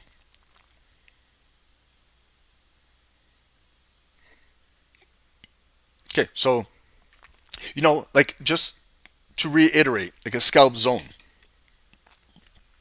I didn't do it here, but if you took that sell coming down on this red body candle after the retest, how it just fell down to that white, that's about 20 to 25 pips. So if you did sell that, what would you have been doing right now? Like, think about it. If you had your stop loss there as it was coming down, would you be at break even right now, or would you still have a stop loss in the market? As it came down there, did you close the trade entirely? Did you learn how to scale out 50%, 60%, 80%? Are you moving your stop loss to break even right now if you're in this sell? Just these things. Just continue to practice these things. We could see maybe gold breaking down. 2 minutes to go. Let's see if gold can give us a red closure below here.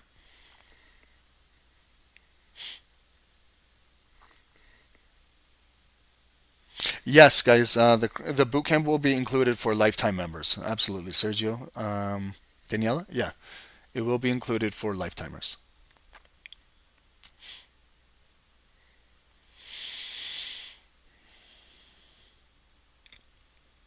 That week we will not have a Sunday lifetime session because I'll probably be sleeping all day Sunday. Okay, look at guys now. Look at the market reaction. That's what I mean. The woulda, shoulda, couldas. See how it came down red, red, red down there, and then you see how it came all the way. It came to the point right there. Okay, so lots of volatility. Let's continue to watch what's going on. Maybe we might get a possible pullback sell if everything is looking good. Gold, we might get a sell here if the volume closes below.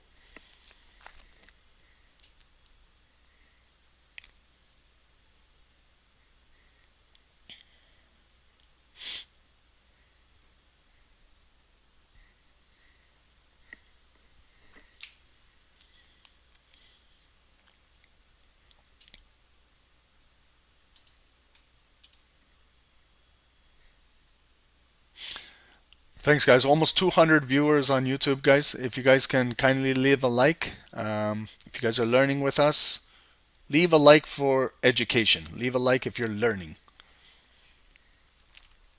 Leave us a like if you have fun with SST.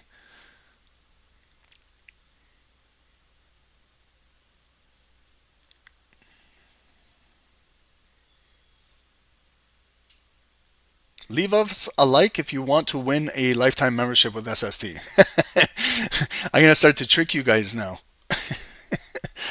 Leave a like if you want to be the most successful trader in the world. Leave us a like. You're going to now get me to trick you guys now. Okay, red candle. It closed below the hourly point of interest. Right away, guys, what am I doing? I'm looking at 50% of that big red candle right there. That's about 50%. So if it does come back up, I'm looking to sell there. It has not come back up. So it just closed below there and they're pushing it down. Oh, see, missed out on a great opportunity to sell right there. That was my fault. I should have sold right there. I don't know why I held back.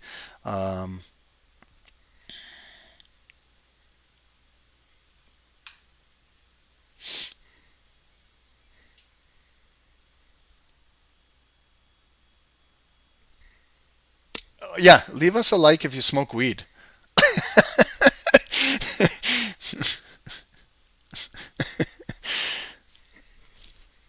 The Canadians, it's legal, so all Canadians, if you guys want to leave us a like if you smoke weed, we appreciate it.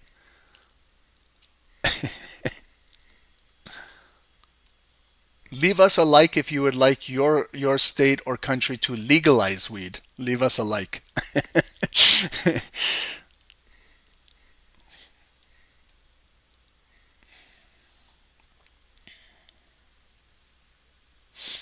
Be careful with gold. There's too much bottom wicks, too much monkey business going on with gold right here.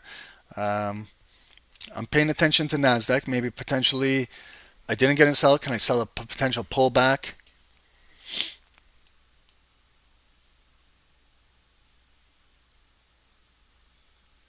Good job, versatility. Awesome. You took a quick sell on Nasdaq, got out, got to spend time with the kids. Perfect. That's a perfect day. Doesn't get better than that. Make some money and go spend the time with the kids. Hopefully the kids don't spend all your money that you're making. Every dollar I make in the markets goes to my daughter's plushies. I'm left with nothing. I can't even buy a coffee at the end of the day. Ron is broke.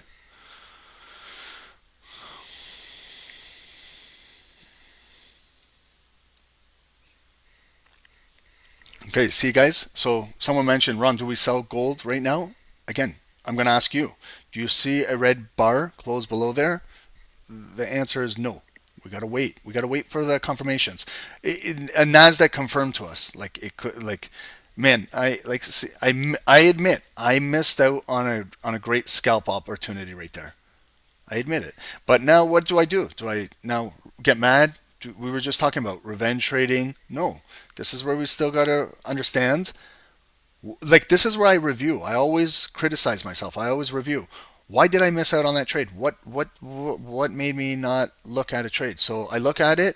Nothing. I can see where it came up green. They spiked it down, closed below. Right there was a proper retest. All I was doing, I'll tell you my honest, what I was looking at. When it came down red, I didn't say sell. So I was waiting for it to come back up and maybe retest here, then go back down. Then I was going to sell the second leg down. That's my honest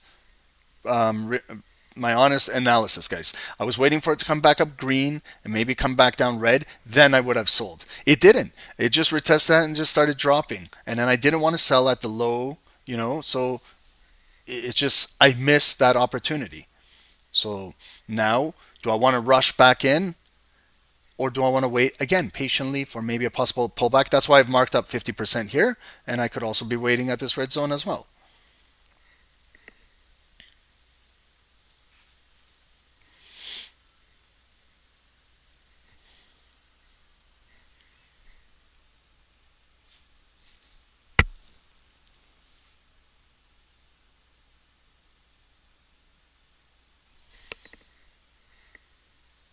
Okay, maybe gold is going to go bullish. Okay, nothing is suggesting down here that the sellers are strong. Okay, they're bringing it down, but no follow through, no closure. But the buyers could easily bring it right back up. See here where they haven't closed again. They've came up here quite a bit, but let's see now. Maybe we get a strong candle close. Maybe we could buy gold. Okay, so 30 seconds. Now this is the time we pay attention. Also pay attention to Nasdaq, how it's coming up green. How will it react? Okay, gold. I'm going to watch gold right now. I'm interested on gold right now. Let's see what's happening here. Going into the close, we got again another green bar, but we've had 1, 2, 3, 4, 5, 6, 7, 8 green bars that have came up here, and not one has closed above. So is this going to be the 9th one, or is this actually going to give us our closure? So get ready on this one. This one might be quick. It might close near the high. Okay, there's the closure. Red, ignited, drop. Let's see if it flips. I'm buying. Okay, I'm going to go in this. It's a quick one. Okay, I'm in a buy, and look where I'm placing my stop loss. Okay. So I'm just placing my stop loss. Remember below that wick, that wick, that wick, that wick is I'm just going to place slightly below towards those bodies right there. I'm in a buy. I'm looking definitely to take out this, fill this imbalance and drive maybe up to that white line. Okay, I'm in a gold buy right now. Why? Because I got a candle that closed above. This is when I break it down now, guys. I'm breaking it down live. Why? I closed above. It came down red, and then as soon as it came back up to where it opened, that's where I bought. Okay. Also, if it pulls back on me and draw down, I want to see if it will hold up 50% of this green volume. That's why my stop loss is placed below this green box right there. And where am I placing my stop loss?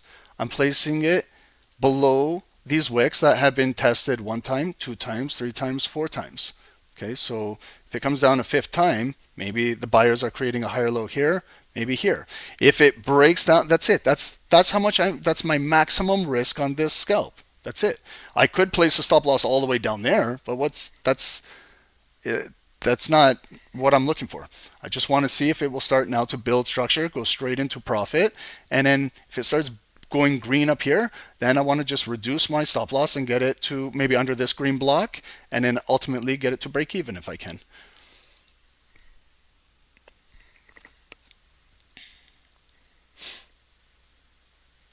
Okay, so this might have to take some time to build maybe, or not. Okay, but once you're in a trade, that's it. The trade is set. Hopefully before you take a trade, you're assuming how much risk you're going to put into it.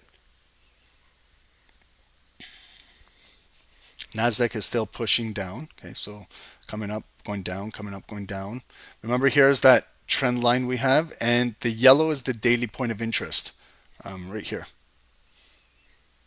So if you're in a sell, like it broke an hourly support and it came down now to a daily support and also a trend line. So if you're kind of in profit coming down there, maybe you should consider bringing your stop loss down, reducing your risk, maybe going to a break even, maybe taking some profit out of the market.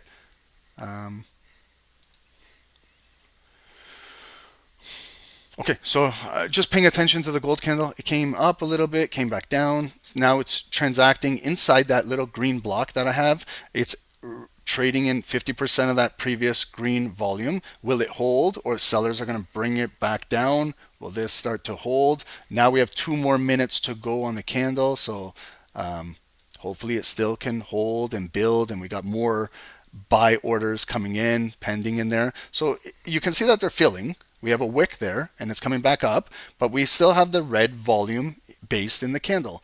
So we have to flip the candle. We got to go back green, but we still have the red volume. It could still come back down red. Okay, where will it close? How will it close? 90 seconds will determine that. Hopefully in those 90 seconds, it's not coming after my stop loss to determine it.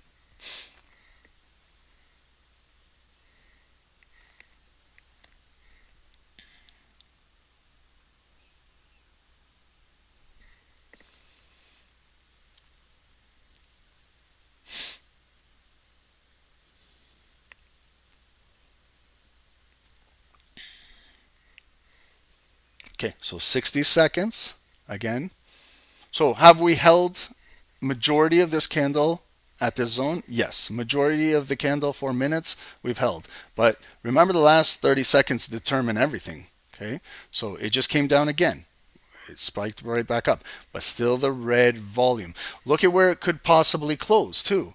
We're still right at that yellow daily point of interest. So is the red volume going to close below that yellow line, or will it close above it? So we are at a very critical point in gold where sellers could step in and continue pushing this thing down. That's why I want to just have my stop loss conservatively right below those previous lows. Or some buyers could step in now and start to break this resistance and start to trade up to that hourly resistance at 29.18.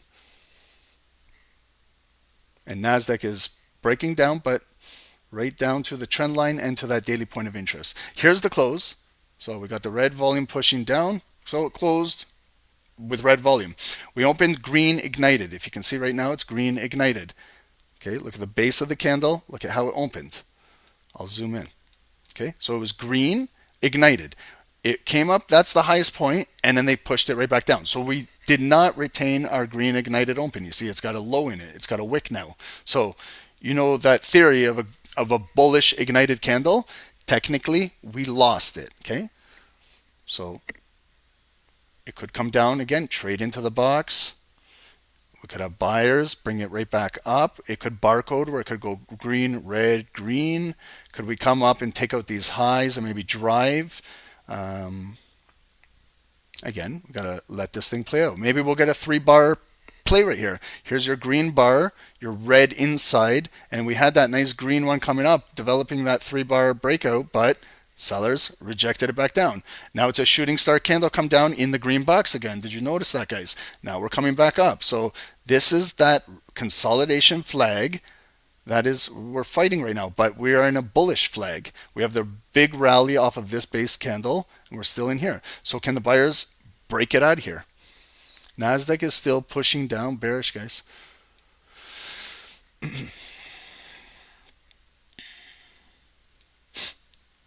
And every time it comes up there, notice it's a lower high, lower high. So there is still lots of resistance, lots of selling pressure on gold. Okay. So I assume that we might, if we cannot hold this green box, it's going to come trade down into here. Okay. So this is where, if you notice things are happening like this, if you don't feel comfortable in a trade and if you don't like the way it's developing, how many of you guys ever close out a trade like right now, like just you don't like how it's trading and then just close it out before it comes and takes your stop loss out? Sometimes I do that. Wow. Okay, so look at the big drop on Nasdaq. We broke our green box. We got a wick, but we got to follow the volume. The volume is still coming down red. So we failed to break up here.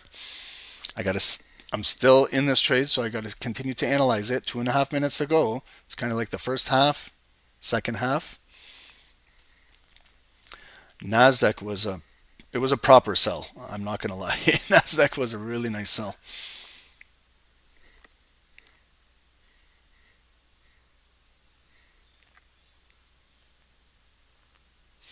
I have no idea what Mr. Trump is saying, if he is still speaking.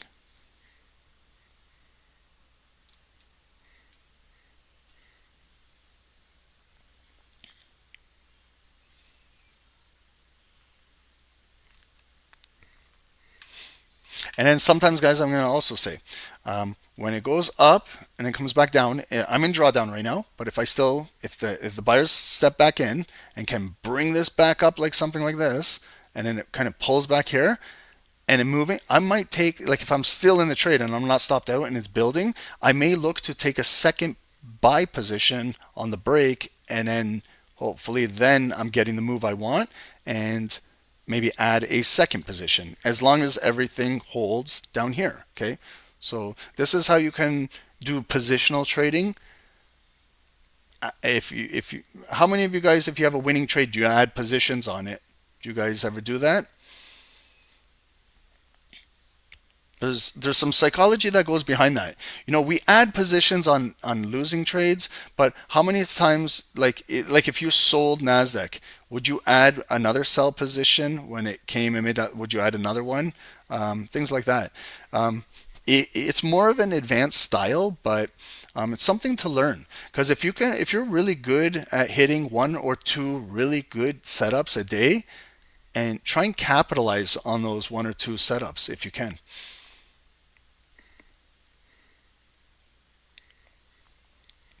Okay, so it broke down, came down there, it came back up.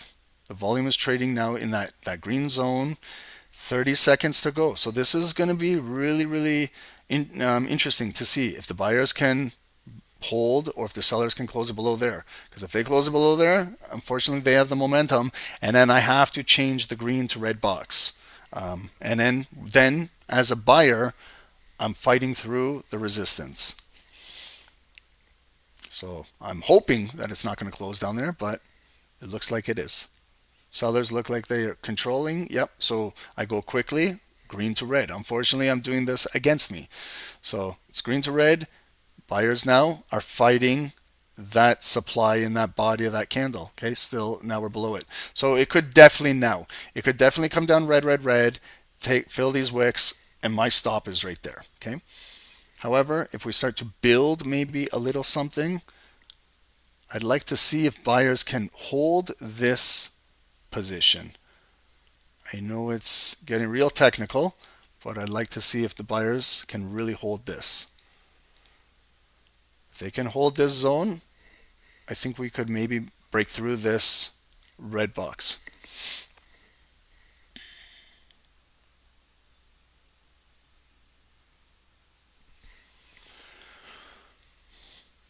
And then I look back and we're still inside this consolidation. So gold is really not moving anywhere right now. Nasdaq was the bigger move.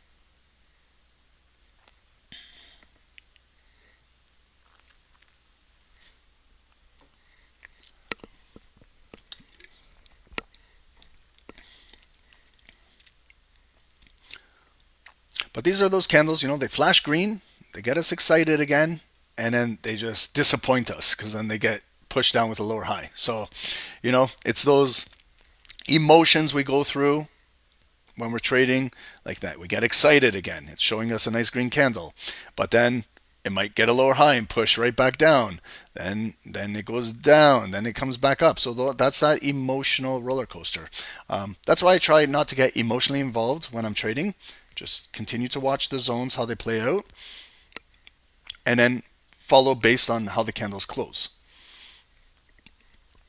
Because if you get too caught up in this, trading is going to be very difficult. If you keep getting excited, then just let things play out naturally. Let it play out. As long as you're not over leveraging, you're not risking too much, let the trade play out. Nasdaq is really breaking down, guys. That purple line is the low of the day. Okay, so Nasdaq is retracing back down to the low of the day. We got a shooting star candle. That's the worst candle like I want to see right now on when you're buying a position. Okay, the shooting star candle is the second most bearish candle. It's great if you're a seller. It's not nice if you're a buyer.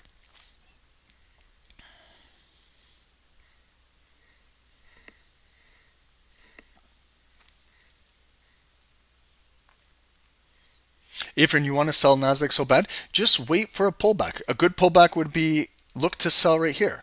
Sell right that zone right there, that 21,250 block. If it comes back there, that would be a good discount sell right there. And you're selling at now the daily point of interest. You're selling below that trend line. Like, I know you want to sell, everyone, but if you get that pullback there, that might be the opportunity to sell it back down. Okay, if it comes back there. I know it's tough, but you just got to kind of patiently wait for it to come there. Maybe it will come in the next 10 minutes, 15 minutes, 30 minutes, maybe this afternoon. Just with the zones, just continue stretching them across as much as you can. Okay, so we got 90 seconds.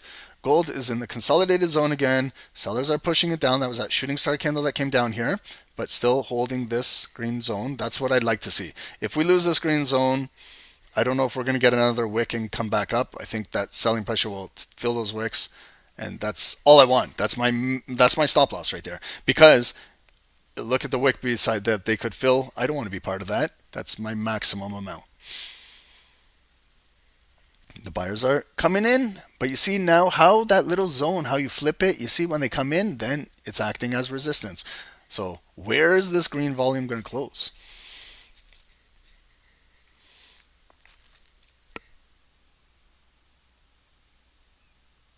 Trump is worse than Powell.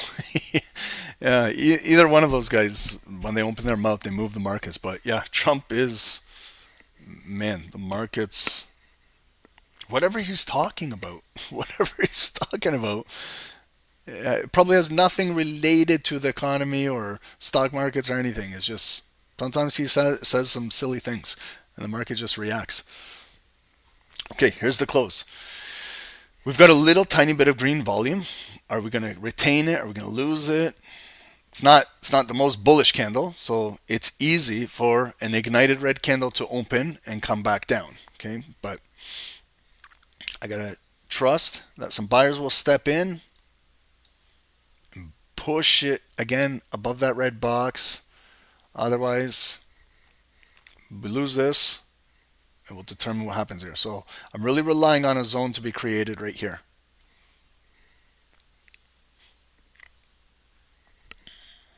And it's 1 p.m. Eastern, new hourly candle on both securities, guys. Okay, so Nasdaq, the last hour really sold off, starting at 12:30. So look at it. The start of the move was 12:30. I should have picked up on that. That was that 30-minute 12:30 candle. Okay, so big red heavy candle. Now, see where the last low is right here? Okay, so my stop loss is right there, just below it. Okay, that's the maximum amount I'm giving this trade. Okay, so that was a nice healthy rejection. Okay, it came down there, encountered some liquidity, a lot of pending orders down there. I've got my stop loss below those pending orders. Good rejection by buyers, but there's still 3.5 minutes left on the candle. So that was an initial reaction. But remember the big red head above us, the hanging man candle. So that red volume is still pushing down. So it might come back down. Okay, it might fill and drop lower. Okay, so very strong selling pressure.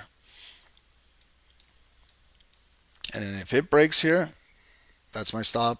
And then that's it. So as it comes down there again, it flipped back up. But the selling pressure is heavy. Same with Nasdaq. Lots of selling pressure. Every time it's going up green, it's going back down to your lower low. Go up green, it's going back down to your lower low. Pay attention to the low of the day, what they do down there. Okay. So again, it came down gold. It's coming back up. That's good. Can we flip the candle green? There's a nice flip. Okay. Let's not get excited. Okay, because they could slam this thing right back down. But we turned into a hammer candle, and now we are a bullish pin bar with half the candle remaining, two and a half minutes to go. See how they slam it down again? Now we have a bullish pin bar. But see how the volume is still concentrated in this zone right here? So, yeah, we got to continue play this ping pong game with gold.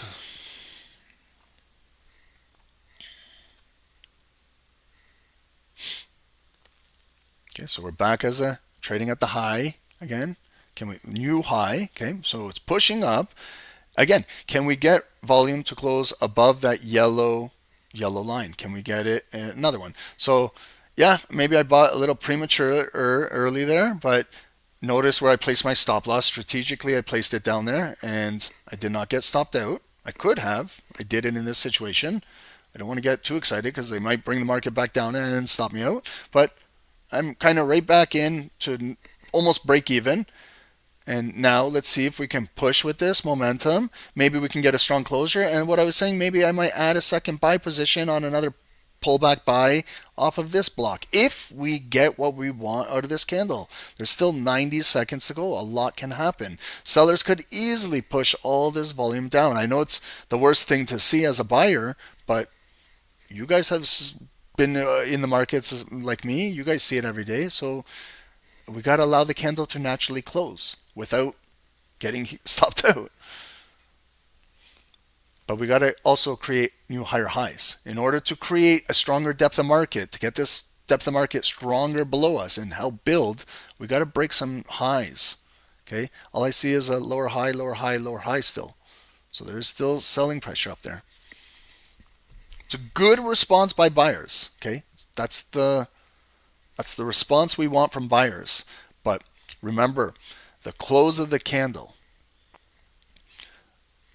confirms momentum going into possible next candlestick.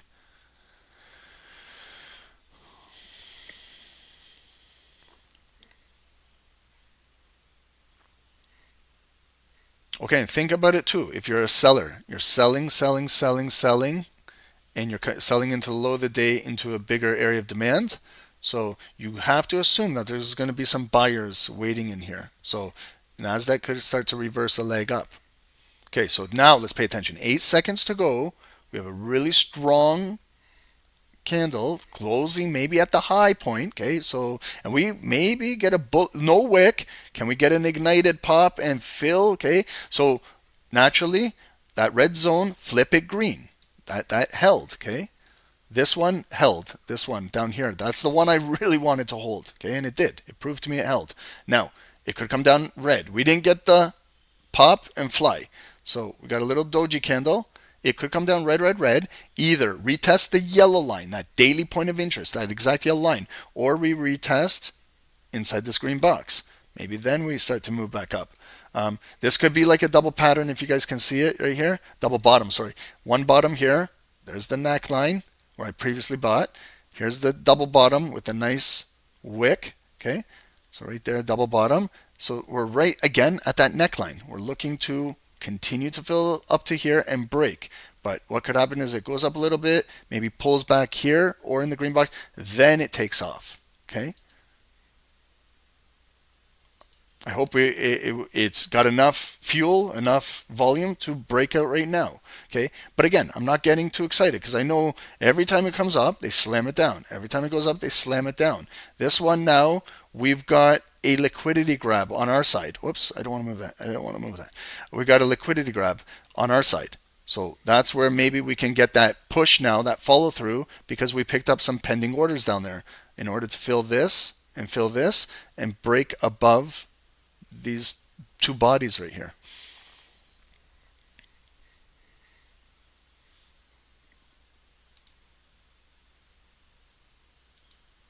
Okay, so that's 10 pips. To fill the wicks, we're looking about 13, but 20 is right there, half of that zone. But I want to go for 30. I want to see if we can get up to that hourly point of interest, 29.18 area. But I'll monitor at each level. Things will change depending on the volume. Still lots of time. 3 minutes to go. See, that's what I don't want. I don't want to just come up and then go back down with a lower high.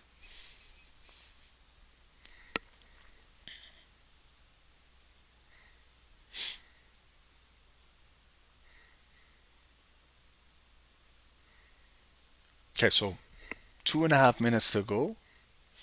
You guys know the drill. This is the second half of the candle. The first half was very bullish. Small pullback filled with nice volume. There was a wick that put it down, but we still got the volume continuing to fill. So we know that good volume is coming from a higher time frame, above the 5 minutes. 15 is looking good. The 30 might be building leading into 130.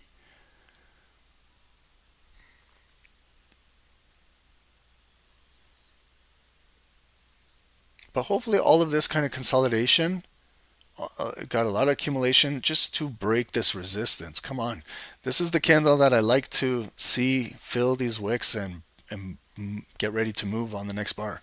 However, wherever this body closes, let's determine where 50% of the volume is. Hopefully there's still green volume left in this candle. We don't want to lose this momentum we have.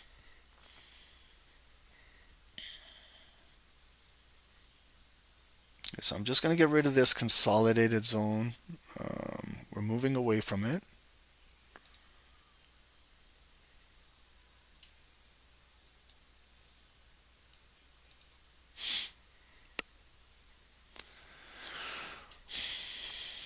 $60 seconds to go. Okay, so and Nasdaq coming down, going back up, coming down, going back up. We could see maybe like a reversal coming, green reversal on Nasdaq. It's oversold. Okay, so but don't just buy because our site says oversold. See if it can build some structure. Okay, so I really want to just follow gold right now for the last 45 seconds, 30 seconds. Really monitor it. Okay, so let's see what happens here. Last 30 seconds. Pay attention, guys. Pay attention. Like, not pay attention to me, but just pay attention to the volume. Like, just watch. See for yourselves what I always look for. Okay, so the volume is close to the high of its own candlestick, but we're still below these two wicks, kind of like right here. I just moved this red line exactly right to those bodies right there. Can we attempt to, if we can fill those wicks, we could essentially get up to those bodies right there. But here's the close. Okay, so closing, we got a little, we didn't close right at the high. So 50% of that green candle is approximately right there. So if we do come back red, red, red, I'd like to see if we can build a higher low off of what we got right now. Maybe we don't even come down here. Maybe we just get a, right now just turn green, we flash, and then we start driving. Okay, but if we do have to pull back, first line of support I'd like to see hold is right here, 2,915 and 50 cents. If that cannot hold, then I'd like to see where the candle opened. Will it hold? If that can't hold, then the yellow daily line.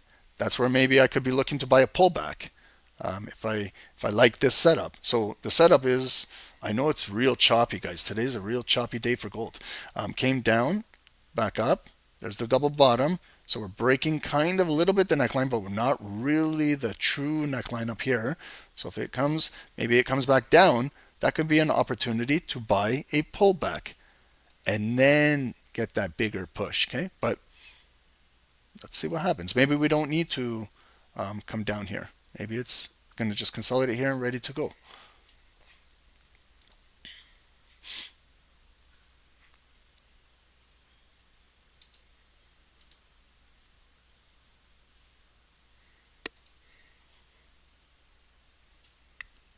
Okay, and then for Nasdaq, guys, you got your first leg that came down. Maybe it comes back up, maybe go back down, maybe a double bottom, and then that would be looking for a buy position out of there. If you're looking at the bigger scale of things, it came down there. That's that big bottom at the low of the day. Huge. There's the big neckline. There's the next, there it is. So if you're looking like at a bigger picture, bigger perspective, double bottom, could come up there, maybe do this, then really move out of there, leading into the end of the day, leading into Nvidia's earnings, if it's still bullish. This could have just been Trump cooling off this leg. You know, who knows what he said. Anyone know what he's talking about? Anyone paying attention to that?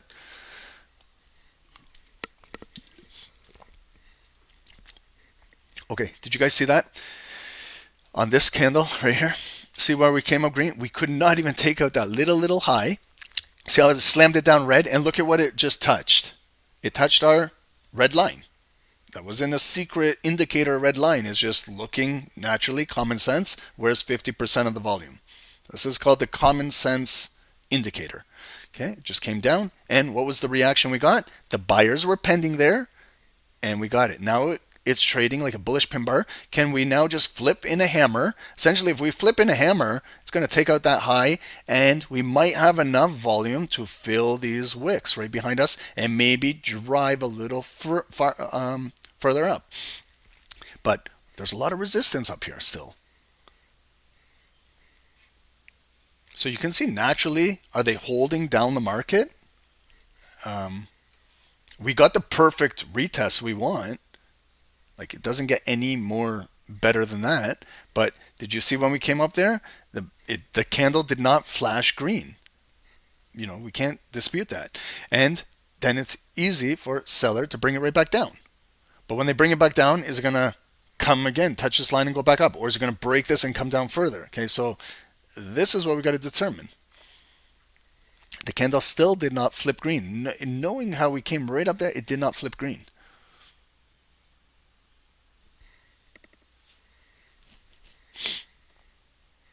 Yeah, common sense trading, guys. Just use common sense. That's it. Don't overcomplicate things. When we overcomplicate things, that's when we're kind of second guessing ourselves and doing all that. Just use some common sense. There's the flip again. So I saw it came down there. We got some pending orders. It came back up, but look at how high it came. It's kind of like, look, equal highs within the last two bodies. Okay, so we're a bullish pin bar again. Can we fill with that volume? It's going to close in 30 seconds. So let's watch how they close this bar. Watch. You might witness some type of manipulation going into the close. It's great that you guys will witness this live with me.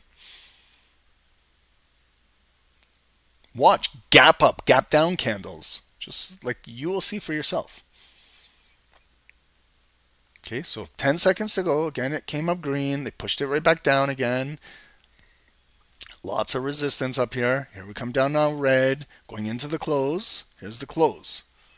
How will it close? There's the close. Okay, so we opened green. Notice how we opened. Is the candle ignited? No. Okay, so now it's red. So red, red, red again. See how quickly it came down? Okay, now what type of reaction do we have down there? Again, right back at that 50%. They broke it lower now. So where's the next logical area it wants to come down? Probably where this green candle opened down here, unless we can produce a higher low. Okay, will they bring it red all the way back down into the yellow line, the green box area? Okay, so they broke it. It's coming back up now. Can we flip green? Produce a hammer right now, easily. If we produce a hammer, it should easily, common sense is telling me it should continue to break out. We got a couple retests. Didn't really break structure. Just, when I say a little bit above the or below the red line, like that's what, if I did that, a little bit above, a little bit below, I kind of give myself a zone of that volume. I never did that. I just marked exactly 50%. Had I have done a zone, it would have came down to the bottom of the zone, and now we could be pushing up.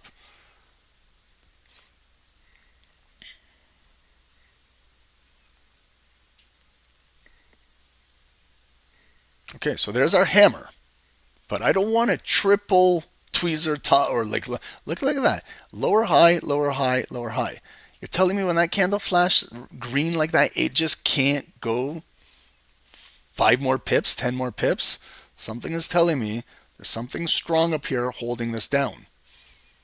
So what the market needs is to grab more volume, to get more pending buyers, because it's testing up there, it's trying.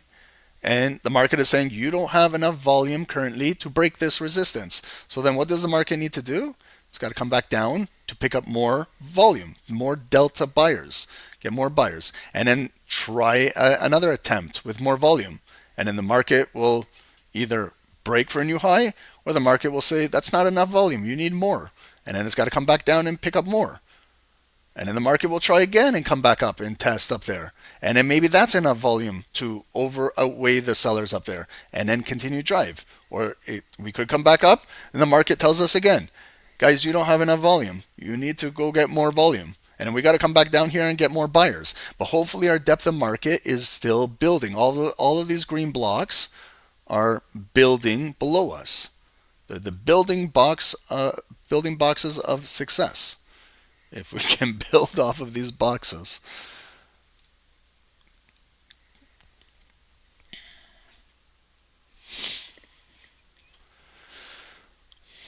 Okay, so 2 minutes to go. Again, same drill, same analysis, candle by candle. You guys are getting better and better at this. Okay, so you guys should understand what I'm looking for. I'm looking just to fill these wicks. Just fill up to this red line. That's all. I'm not asking for much. That's all I'm asking for. How many pips is it from where we are? I'm not asking for much. I'm not asking for a 100 pip move. I'm asking for 4 pips. Can it just move from where it is now 4 pips just to take out this high? That's all I'm asking for. I'm not asking for 40 pips. I'm not asking for 400. I'm asking for 4 pips. Not asking for much, but it's just showing you there's a wall there of resistance. Now we're going to try again. We got a hammer. So with now 60 seconds to go. Can we close strong on this one? Can we break through on this one? Do we have enough volume to break through? Or is the seller going to push us down and say, no, you don't have enough? And then another red candle is going to come back down. So this is when you got, I love that. Sergio, it's hammer time. MC Hammer, yeah. Next time I stream, I'm going to wear the MC Hammer pants. I still think I have, I was MC Hammer when I was like, for Halloween, when I was like 10 years old. I think I still have his hammer pants. For every hammer candle, I'll put the pants on, and I'll do an MC Hammer dance. Like if you guys want to see Ron do an MC Hammer dance.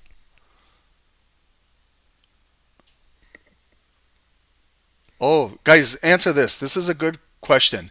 Do you guys should Ron go to a one screen when he's in a trade, like this? Do you guys, if I'm taking a trade, would you guys like to see one trade like one chart? Sorry. Maybe I can explain. Now I can really kind of explain things. Do you guys like that idea of that, or no? You guys tell us.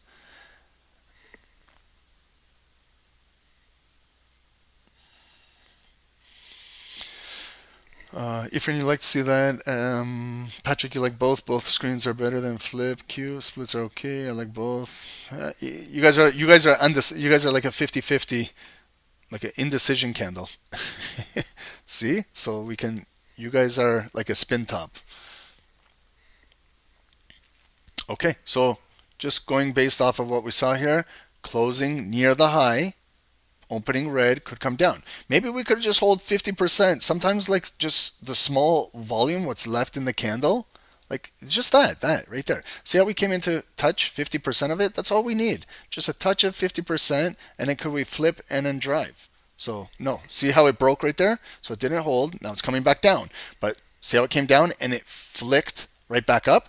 We still got a higher low. We got a higher low. Now can we just come up? Build a hammer, and then just hammer time and start breaking out of here. And then fill these wicks. Finally, can we get that? Oh, see how it flashes green? And it just right back down. So, welcome to the psychological world of trading. You know, trading is not just hitting the buy button or sell button. It's dealing with all of this. It's dealing with this.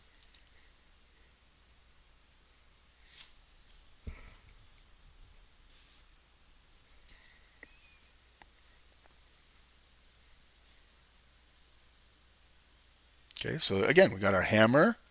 Can we get those 4 pips we just want filled? Most dope. Does the strategy work on 15 minutes? This strategy works on every single time frame you could imagine. You can do this strategy on a 1 minute, 2 minute, 3 minute, 4 minute, 5 minute, 6 minute, 7 minute, 8 minute, 9 minute, 10 minute, 15 minute, 20 minute, 30 minute, 45 minute, 1 hour, 2 hour, 4 hour, 6 hour, 8 hour, daily, weekly, whatever you want. You're judging everything off of the psychological volume of that time frame, and it tends to follow this style of this strategy, if you want to call it that. What I'm trying to say is a candlestick has the same characteristics regardless of the time frame it is. It has to have an open, high, low, and close.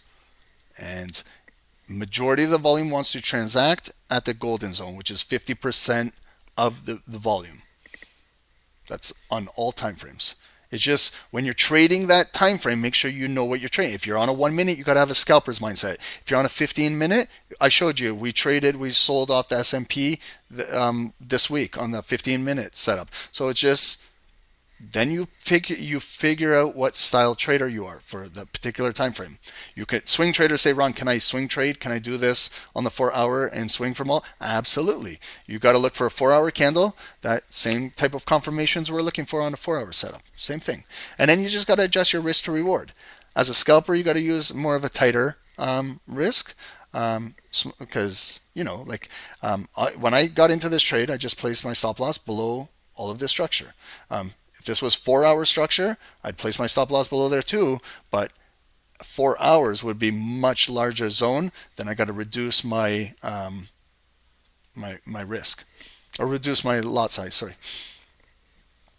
Okay, so unfortunately, buyers are trying, like they're giving effort, but this is not A plus effort. They're giving some effort, but with all of this, in my opinion, they should have broke this high by now. Okay, like this was, to me, this was enough volume, enough liquidity that they grabbed to break this high. In my opinion, we should be trading up here. But again, the market dictates the move. The market has a lot of supply up here.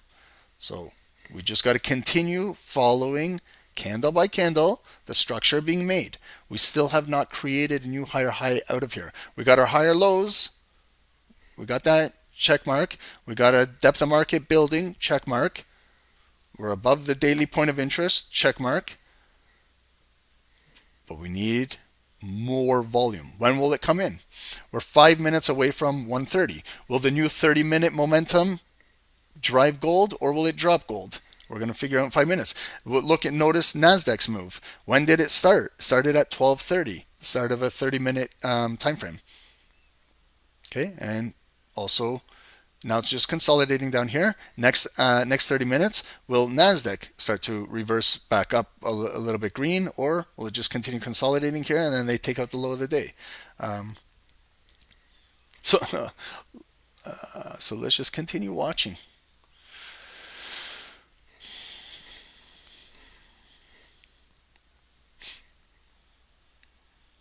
And then, guys, regardless of what's happening, I'll stay 1:30. We'll watch till 1:45. Then 1:45, I gotta get out of here. I have my daughter with me. She's upstairs, so she's just watching cartoons. She's not feeling the greatest, but I gotta go see what she's doing. Because my wife just took off right now.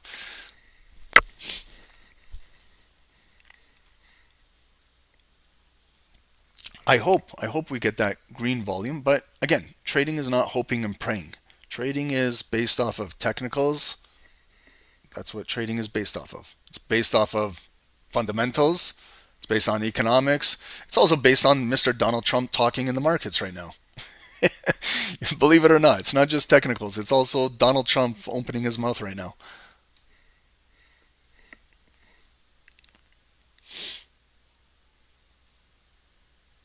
Unbelievable how financial markets can move with just famous people who talk around the world. What's the name of this strategy? Price action.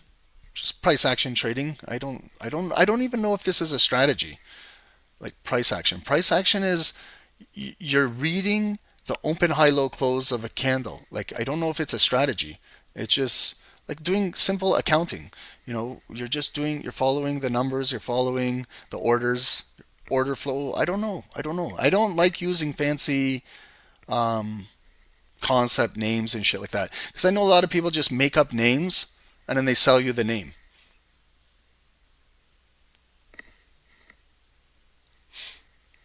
Common sense trading.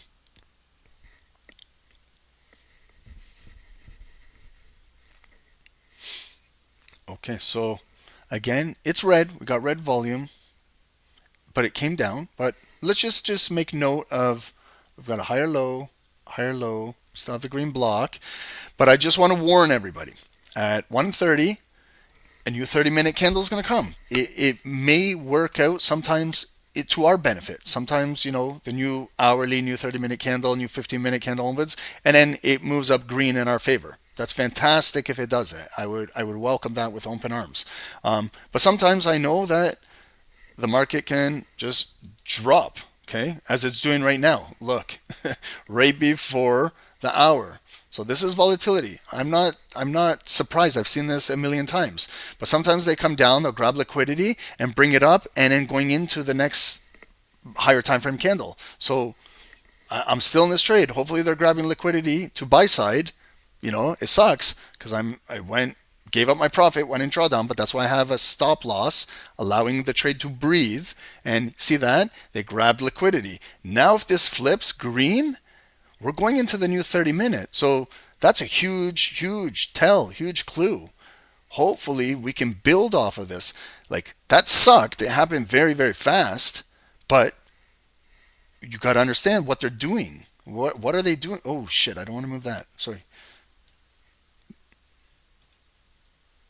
Oh, I just want this. I want my money right here, the money sign. Like, they came down in there and grabbed that, okay? But and the thing is, if it doesn't turn green or hold or close above this green box, this red volume could continue next little bit coming down. So we have 30 seconds to go into the close. In Nasdaq, look at what it's doing. Right before the 30 minutes, it's taking out the low of the day. So it's still moving lower lows, lower highs. 20 seconds to go. Guys, I'm sorry. I'm really focusing on this gold volume right now. This is where you got to be focused. You got to watch what they're doing. Watch where they close this. Will it close below the green box? Will it close above the green box? Will it close right in? See how it's coming down right near the end? That's not good. So it's closed. Yeah, they're going to gap this shit down. Yeah. I don't need to tell you that. You could just see the way how they developed it. You could see the way how they closed it down low, open ignited. So the momentum is dropping. They want it now. Are they going to transact in the green box here? So this is where we got to find buyers holding, at least 50% in there. Okay, right there, if it comes down. Okay, and you can see now how market structure changes. Right at like the top of the hour, 1:30, bigger time frames. 30 minutes is a much bigger time frame than 5 minutes. Okay, so you're getting bigger volume now entering the markets. Okay, so you see why did I place that red line there? Just common sense. Half of the green box, no strategy required, just half.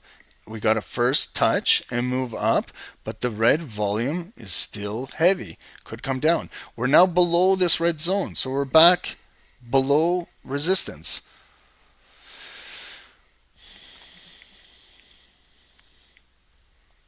So we got to now see if the buyers are willing to step in below that point of interest and hold here. Otherwise, sellers will cut through all of this and continue maybe pushing down.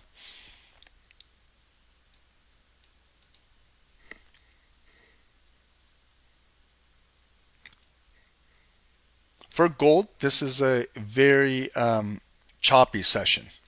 I will be the first to admit that.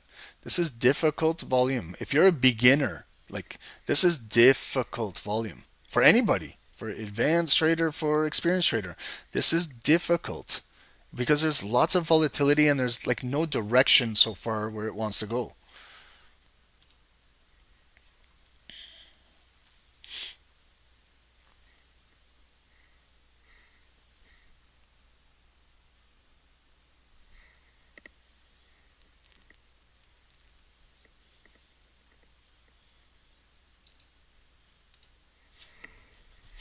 Okay, so half the candle again is exhausted. Sellers, lots of selling pressure, pushing it right back down, exactly, right at 50% again, that green box. Will we get a wick present itself, or are they going to push it down a little lower? And we're still trading in a green box, so we have to assume, we got to assume right now, this red volume coming in is coming into where buyers are pending. We got to assume that right now, because the box is green. They have not closed it below this box yet. Okay, so 2 minutes, they're trading in a green box, just like when we were trading in a red box. Like right here, the buyers of Nasdaq were trading in resistance at the high of the day. They couldn't break it out of there. We couldn't break it out of here. Now, massive red candle coming back down, broke 50%, came down a little lower. What type of response are we going to get? Are buyers going to be present, or sellers are just keep dropping down, keep dropping down? Then if you lose one zone, this is the one I really want to see hold because it's concentrated right at the daily point of interest. If this one cannot hold, then that's why I have this one that's developing below me. And then if I lose this, that's it. That's where my stop loss is. I don't want then the market to completely just drop and I'm just sitting there scratching my head. I'm trusting all of this zones to hold up. They were maintaining, but lots of volume just entered the market right now.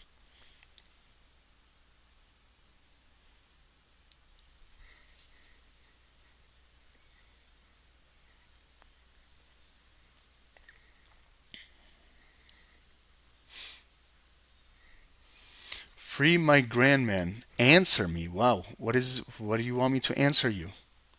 That was kind of rude. Is that TradingView? This is TradingView. Yeah, if you can see, there's TradingView logo. This is TradingView. You don't need to demand. You can just ask nicely. Myself or anyone in the chat can let you know that this is TradingView. You see, guys, what we got to go through. We're nice to you guys on YouTube. Be nice to me. Okay, what type of reaction did we get out of the green box here? Good reaction, right? But watch now how the candle closed. Look, they closed it right below that red box. That's what we want as buyers. They came through here, grabbed all those pending orders, and we suffered a little bit of drawdown. We're right back in the money again. Welcome to the fantastic world of trading. Welcome to the emotional roller coaster that we go through on a daily basis. That's why when people say trading is an easy job, I say, hell no, it's not. Nobody puts themselves through what we do on a daily basis. I'm sorry. Some people go to work, they clock in and they clock out with no stress, and they go home. And they know at the end of the day, at the end of the week, they get paid for their time. I can trade all day and I don't know that I'm going to be guaranteed to make money. I might potentially lose money, So traders that say trading is easy, they're full of shit. They're full of shit. This is one of the hardest disciplined jobs to do. Very, very hard. So, guys, we have to be able to stomach swings like this. That's why I tell you, the only way to do this is do not over leverage. If you need to allow a trade to breathe, you got to allow it to breathe. You got to be able to handle these emotional ups and downs and going into the money, going back in drawdown, going in the money, drawdown, all of these things, and potentially getting stopped out. It's part of the game of trading, guys. I don't know how else to illustrate this. Some traders make it look easy when they're backtesting last week's results or last week's trade that they allegedly traded. I could do that too. I could go back, look last week, look at a perfect pattern and say, yeah, guys, I took this trade, this is what I did. In a live environment, you have emotions that are running, like that make decisions. Like right now, should I close this trade right now and basically break even? I was in profit, I was in drawdown, I'm right back to where it all started. Should I just close this out and just move on and look for another trade? Do I continue letting this thing move? What do I do? All of these things can impact what the result of the trade is, because it's just an emotional roller coaster, especially on the lower time frames, because we see so much. We're watching this happening, on the 1 minutes, 2 minutes, 3 minutes, 5 minutes. A swing trader, they've already placed their trade probably Sunday, Monday in the markets, and they're not even looking at the charts until Thursday, Friday of this week. They're not going through what you and I go through here. This is a lot of stress. Trading is a very stressful environment, very stressful thing to do. Okay, so again, look at the swings here. We came red all the way in there. We came close. It opened nice. We had the bullish green candle open, go back up. They slamming it back down. There's a lot of volatility going on. Okay, so regardless, whether I'm in the trade, I'm stopped out, it's trading right around here. I got to end this call in about 10 more minutes, guys. Got a few things to do. This was very choppy for gold. I'm not saying for Nasdaq. Nasdaq broke down. Great. Nasdaq was a great breakdown. Right now it's kind of consolidating right now, right at the daily low.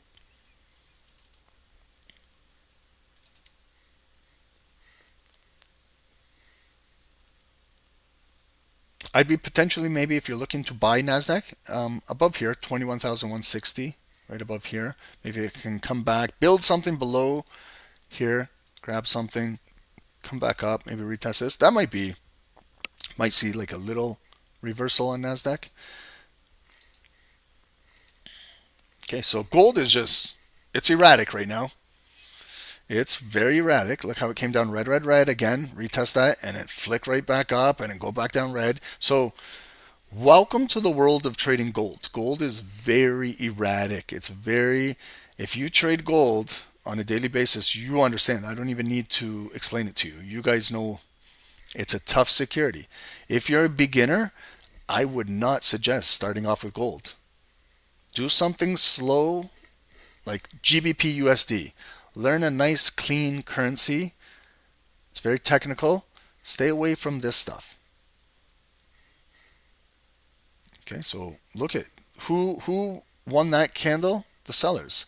They closed it right near the low. We're opening ignited green, right where we want to open, but there's a lot of selling pressure behind us. So even if they come up green, still, where's 50%? 50% is right here where my cursor is. Could slam it back down. However, if we come back up green, we're fighting all of this resistance. It's a battle. There is a big battle. Okay, they're really holding it down here. We can clearly see how they're holding it down right here. So that's the ongoing supply. See now how naturally what I do is, this is how I do my own live back testing.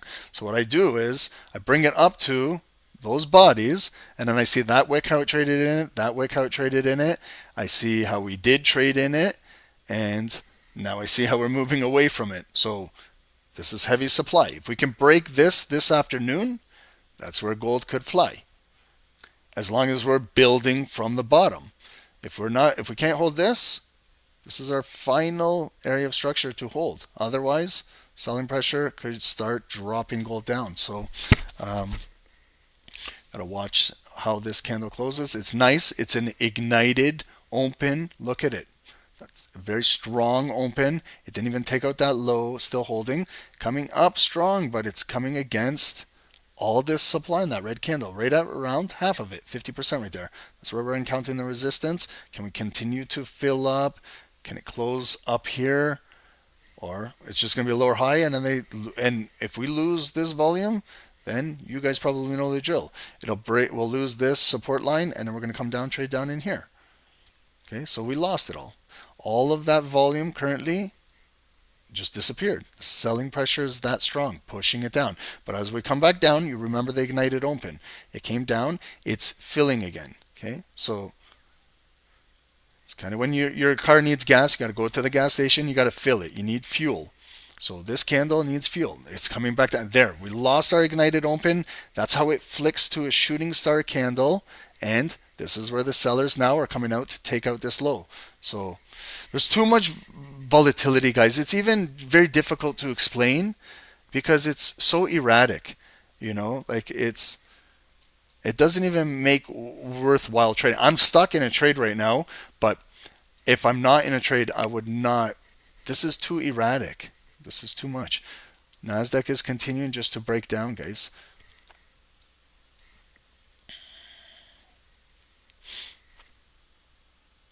Tough afternoon. That's why, guys, when you see tentative like Trump is speaking, he's going to speak a lot. Okay? The guy's going to be there for the next 4 years.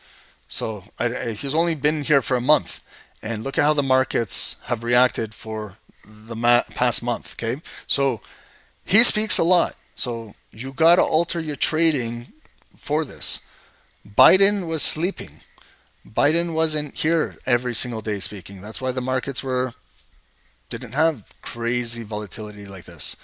With Trump, whether you support him or not, I don't care what your political beliefs are. You're a trader. You have to understand. Look at what the type of volume, how it started when he started speaking.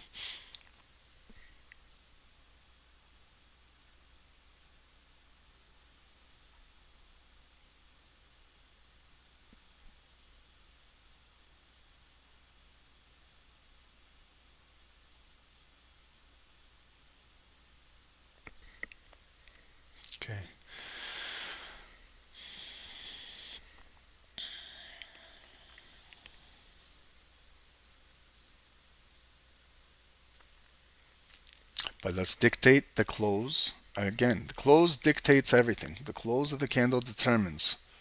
Will it close red below here, and then we continue pushing down? Will we close green? Look at, see when it flashes green, how quickly they flick it down. That if when you study a candlestick, that's telling me within this candle the volume is very volatile. Just within this 5-minute candle, those spikes like that, it triggers a large order. Triggers a very, very, very large order.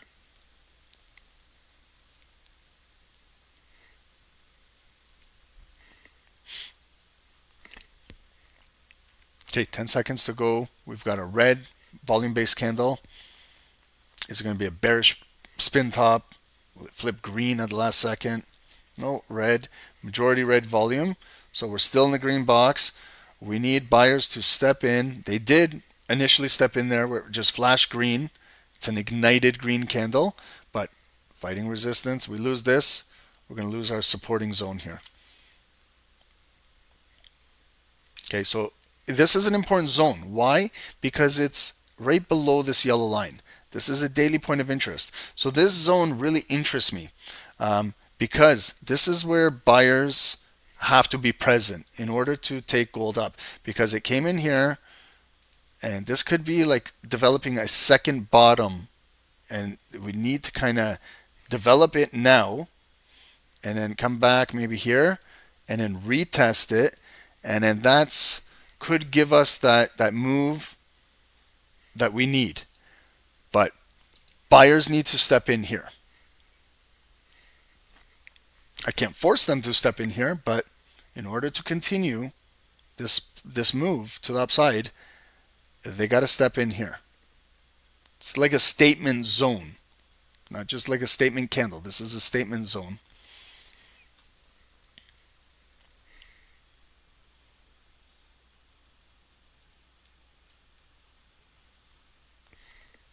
Okay, and that's it. You see, there's no statement zone, no strong buyers here. So we lost this zone. Naturally, it comes down to the next one, and this is the final one for me. If this can't hold, it'll high probability fill this wick, and stop losses down there. Okay. Nasdaq is still pushing down, lower lows, lower highs. It's unbelievable how the market is moving like this. Nasdaq and US30, and US dollar is just stable at 106.40. So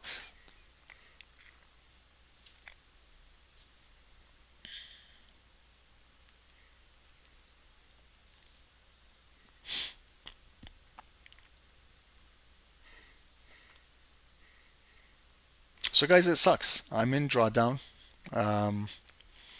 What can I say? All I can say is I placed my stop loss here for a reason. I didn't intend the volume to come down here. I thought maybe we potentially could have been in higher profit on this move. It came in right here at 130, started this move down. So, according to blocks, this one didn't hold. This one's about to get violated right now. Will it be another wick and then go back up like it's similar to this one? I highly doubt it, because look at how heavy the selling pressure is coming down. So guys,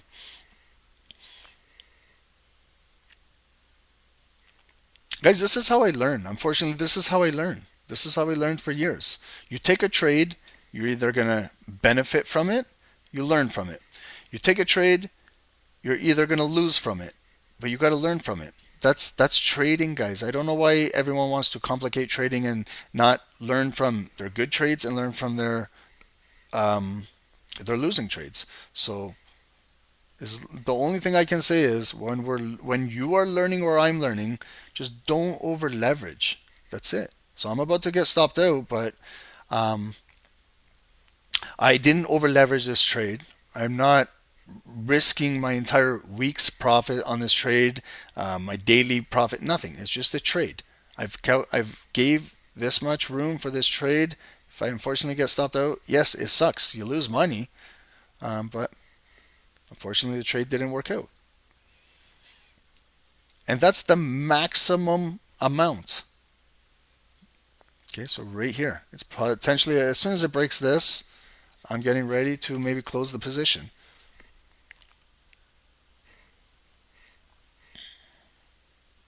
Why? Because I don't want it to continue to fall down in here, which it could do with today's type of volatility.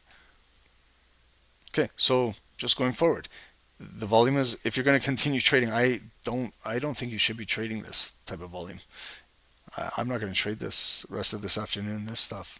I'll wait for Nvidia's earnings and then get ready for tomorrow. Okay, so 10 seconds to go. Even if it flashes green and comes up, you're still got a red block. You got a red block. It's probably going to gap down to take out stop losses, because not just my stop loss, there's other traders in the markets with stops below these wicks. So even it's green, just go green, and then they're going to slam it back down. Watch, just watch.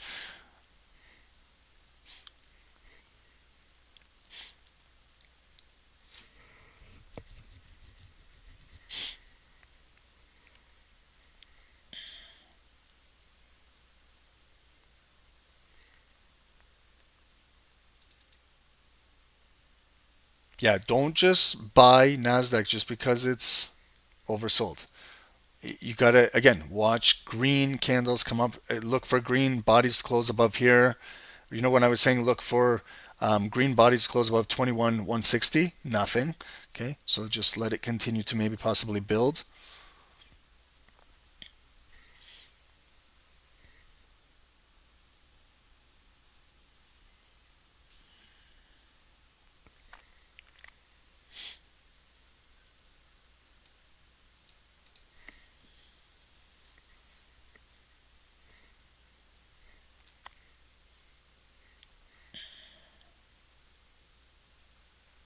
Okay, so it's a nice bullish candle again, but there's 3.5 minutes to go. Still has a lot of red volume. So even if we get a nice bullish candle, again, you gotta cut through this red box. You gotta trade into 50% here. You got this big supply back there, but something needs to start. Like, I'm still in the trade. So will it start now? Can we get some buying pressure? Maybe come up here, pull back, continue to do something like this. It's a stretch. It takes a while for that to develop, but it could start with this base of this candle, could start that move. I wish I could stay longer with you guys, and really at least let this trade play out, either to stop loss or if it starts to make its way back up. But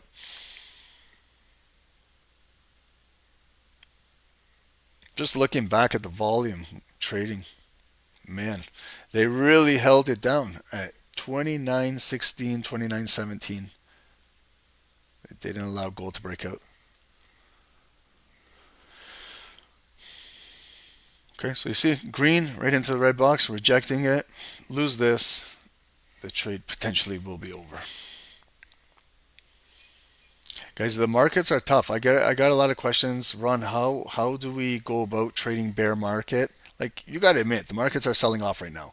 I know a bear market is considered to be at least 20%, but it's red lately. It's red. So what would you do if this continues for weeks and months like this? Proper risk management. Okay, that's whether it's a bullish market, bearish market, or sideways market. Just use proper risk management. That's it. That's a common sense rule. Try not to trade securities that are very volatile. Okay, so a security like gold is a volatile security. Stick with more safe trading pairs or securities that are not as erratic as this. And just, again, be patient, be disciplined, try not to trade on impulse. I tried on this call to not trade on impulse. I waited. If I look at the trade, like the trade situation, I looked at all of these liquidity candles. Okay, I saw how this candle kind of closed above the pullback coming through here. That looked good. Like, we grabbed liquidity at 1 p.m. When I'm kind of replaying and looking, when I close out a trade, I look back at it, I reflect on it. What could I have done better? What could I have this is where I critique myself. We got that nice move. It did push. We were filling. We got the higher lows. Just there's more supply than there is buyers. That's not your fault. That's not my fault. That just happens to be there's bigger sellers in the market that are holding it down. So naturally, they moved it all the way back down. But where there was all of these wicks here, we still have a really nice bullish ignited candle that's going to close in 20 seconds. So, let's not all lose hope right now. We can still remain positive if we can build off of this candle. My stop is still intact. I'm still in the trade. I'm in drawdown, but it's still live.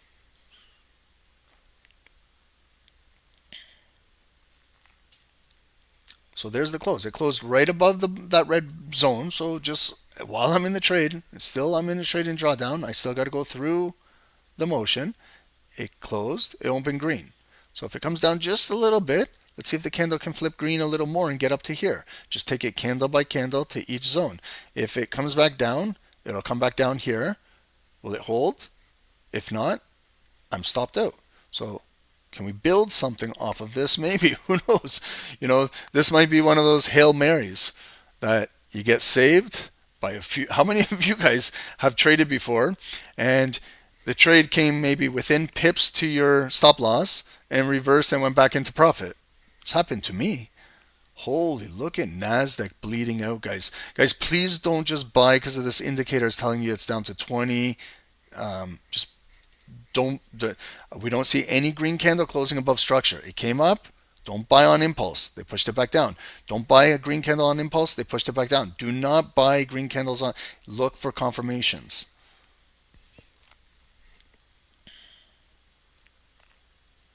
Okay, so that's it. It came up.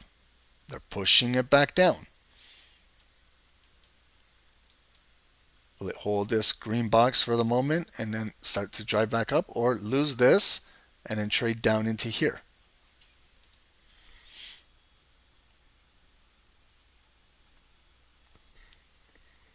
Wow. Okay, so really, really bleeding out, guys. Man. Nasdaq was the trade of the day. I missed it right here. I'm so disappointed with myself right there. That was that entry opportunity there. We talked about it like right there. And I was just waiting for a pullback to this red box. You see what I mean? Like where it broke right there. I was waiting for this. Where it broke, I wanted it to come back right there, and then I kind of wanted to sell it right there. Sometimes it happens, but you got to learn from it. Maybe I should have acted on that candle and not waited for a pullback. Like the way how it came up, down, right there where it closed, and it just came right there. Should have maybe got in a sell. That's that woulda, shoulda, couldas. When you miss out a trade, just look, what could you have done better? What could you have done better? I'm critiquing myself. What could I have done better? Maybe I should have been a little bit more aggressive there. That's sometimes markets call to be aggressive at certain times. That maybe was the time to get aggressive, because everything happened at the high of the day. All those rejections. We had one body that did close below strong, and then the market came back up, but then they reversed it back down, and then this one kind of closed again below. That's where maybe I should have been aggressive there and hit that sell.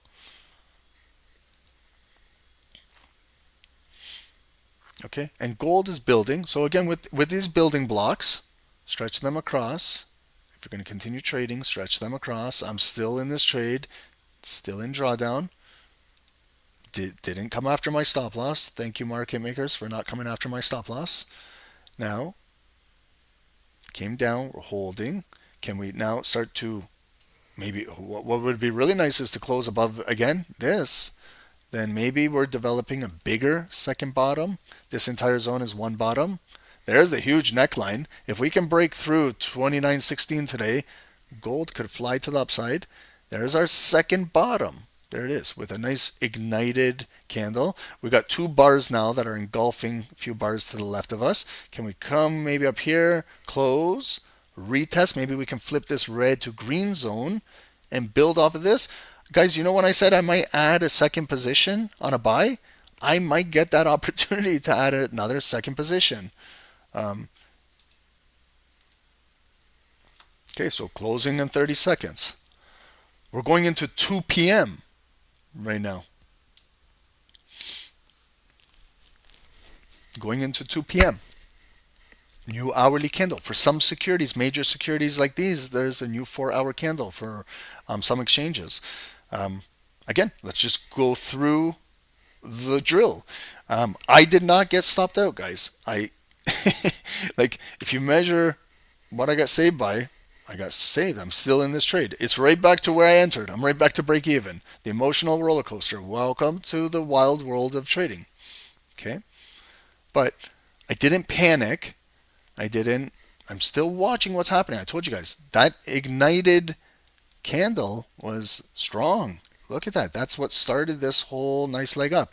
But we're still trading in supply. So even though that there was a nice beautiful move, now did you see what I did? I flipped the red to green. Okay? And then that red line is still there. That was 50% of the zone. You see how these are all static lines? I don't change the lines. I don't change anything. I let the volume dictate where it wants to go. I just tried to trade accordingly within the zones. Now it's coming down red, red, red in the green. Can we pick up again, buyers, and then start to break out? Wow, 15 to 80,000, guys. 15 to 80,000. 15 more subs to 80,000 subscribers. That's it's a free lifetime. Also, guys, sorry, I'm neglecting Nasdaq. I'm neglecting the charting. What I would be looking at is 50% of that red candle. Again, make yourself a little zone, a little bit above, a little bit below. If you're looking to buy, look to buy above this zone. Well, with confirmation, okay, we're trading deep into the bigger demand zone. Deep in this big green one. We're trading below the low of the day. We know that the 5-minute candles are completely oversold by your really silly indicator, your RSI. And then what we're looking for is there's tweezer bottom lows. Okay, so we're now putting the pieces of the puzzle together. You got tweezer bottom lows. We are in a higher time frame demand area. Okay, we know that the 5 minutes are oversold. We got tweezer bottom lows. Clue number 1. Now, this is the first leg that came down. Coming back up. Will it come up, back down? Will it get a higher low? Will we close above there and then maybe start something? Okay, so that's what I would be looking for. If you're looking to buy, maybe the selling pressure is going to cool off and then some new buying pressure will come in. Gold, 2.5 minutes to go. Beautiful retest, red, red, red, right where I want it. Right into that green box, right at that red line. That's perfect. Now can we start to trade back into profit? And hopefully, okay guys, I'm going to say hopefully this leg that came down, it has enough volume to break this, and then we drive into profit. Bigger profit, not this little up to here. Like the bigger move. That's why I gave it a little bit larger stop loss, room to breathe, in order to get the bigger move. Then if I start getting that, guys, I might be looking for more than just the hourly resistance. I might be going up the chart now, like looking above here, what's above there. Okay, but I don't want to get ahead of myself because we're still not there yet. Still got to figure out what's going on. We got hammer candle, beautiful candle. Is everyone okay with that emotional roller coaster? This is another thing where, okay, I'm telling you me, I'm not going to say you guys, I'm going to say me. I was in profit, I was in drawdown. I came back up to exactly right now. I'm looking at my P&L. I'm pretty much break even. Okay, the emotional roller coaster up and down. If I want right now, I can close out this trade like right around here. No gain, no loss, and just get out of this trade and then recover and maybe move on. Or continue let this thing to play out. But you got to go through again the emotional roller coaster. What if sellers continue to push this thing back down into drawdown? Do you want to put yourself through this again? See that, guys? Do not just buy green candles that come up. See how they're rejecting it back down? Wait for closures.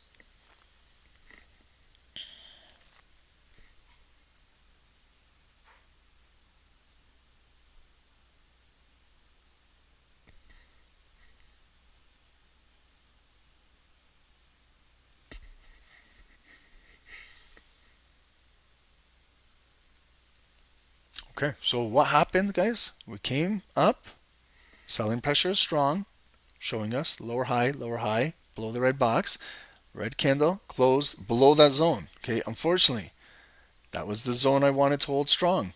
It's now could be supply. That candle bar closed below. Now we're opening red again. Now it's coming back down.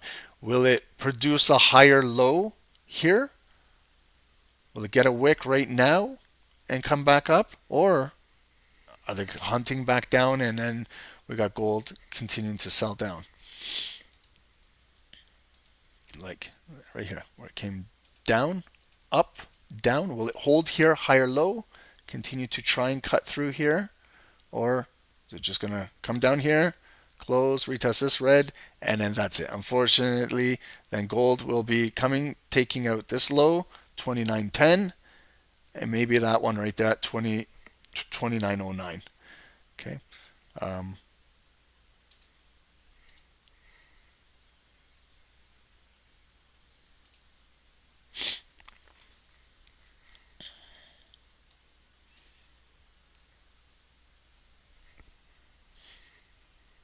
Tough day today. Tough day.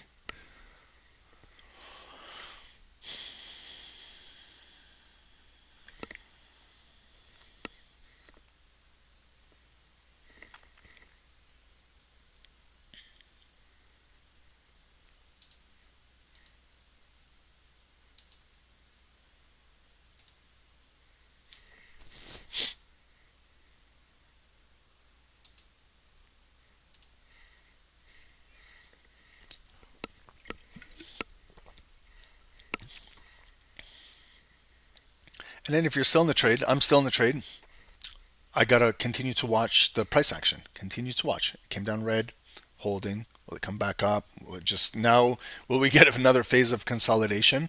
So, guys, trading takes a lot of time out of your day. I'm going to be completely honest with you. Sometimes you want to trade for like an hour, 90 minutes, 2 hours, and then sometimes sessions can go into 3, 4, 5 hours, and you're, like that's why you got to kind of be disciplined with your time when you're trading. Maybe have a specific session that you do enjoy. This time is not the greatest time to be trading. The mid afternoons, going into power hour, not the best times to be trading.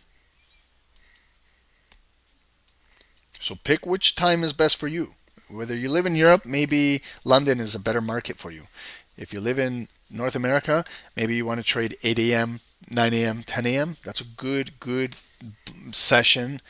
This mid-afternoon, it's sometimes it's sideways. You got Wall Street goes to lunch from 12 p.m. to 1 p.m. So there's a lunch break, and then kind of just bots are trading. So if they want to keep it like here, if they don't want to allow this to break out, they could just every time it comes up there, they put orders up there. They put offers up there. Every time it comes up there, if they don't want to break it, they put more offers up there. Every time we come up there, I thought that was going to be our breaking point. They added more offers in the market. Will we come back up there again on this next leg up? There's possibly going to be offers up there again. But then if the offers start getting pulled, like they start pulling the offers because they've been building the bottom, then you might get clearance to break right through here. Okay, so sometimes you're going to see offers are getting pulled out of the market.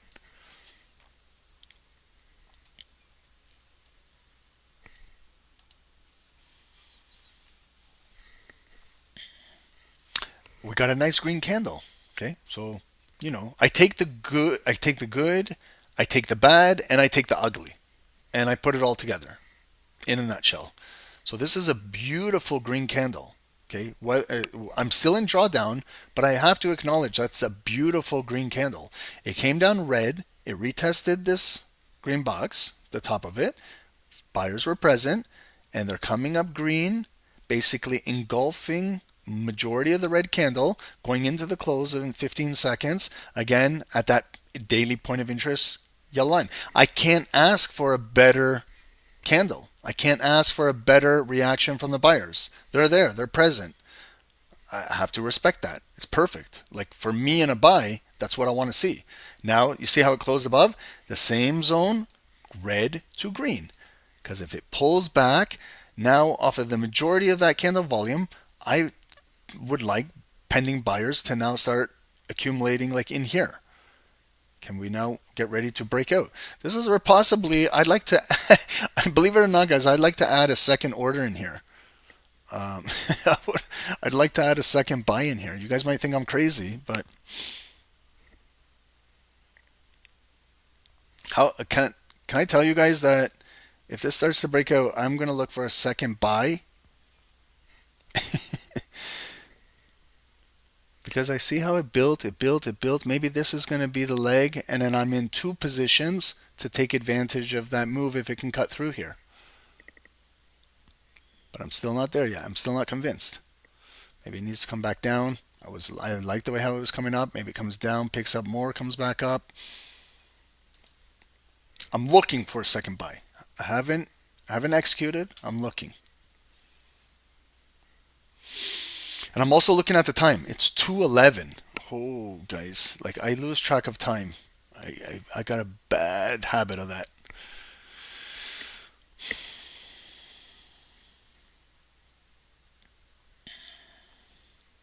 But you see that? How it came up green and then they flicked it back down red. So it's a lot of resistance.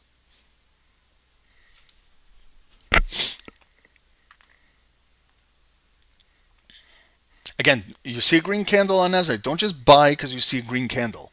Remember, look for a green candle to follow through and close above something. There hasn't been one green candle that's confirmed anything. They're very, very weak. So, okay, that looks good, guys. Like that. 3 more minutes to go. It's building. It's holding. The candles are lying. Yeah, some days they lie. Yeah.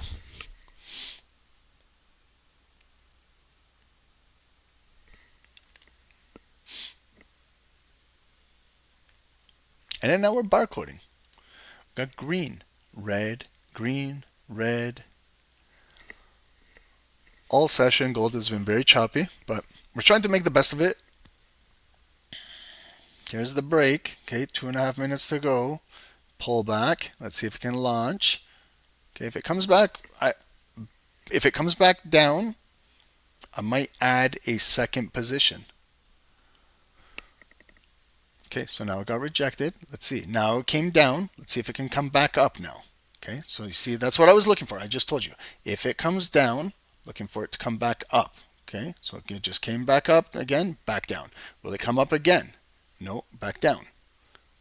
Will it hold the green volume or is it going to flip red? No, it's coming back up. Flipped red now. See when it was filling with that green body and then it just flipped red again? Now will it come back up? This is the volume trading in this 5-minute candle, and there's a lot of indecision. Buyers are bringing it up, sellers are bringing it down. Buyers are bringing it up, sellers within the same candle. And we have 90 seconds to go to get the close. Again, sellers are pushing it down. So I'm going to stay away from this candle because now it's telling me there's too much indecision. Like if I was to buy now, seller could come in and put it back down. So maybe I'll wait for this candle bar to close. I'll let the traders decide the fate of this candle without me being in it right now. Well, I am in it, but to add a second position. Let them decide where it's going to close. I'll wait for the next bar. The next one is 2:15. It's a new 15-minute candle opening up. So it's not just a 5-minute. It's a new 15.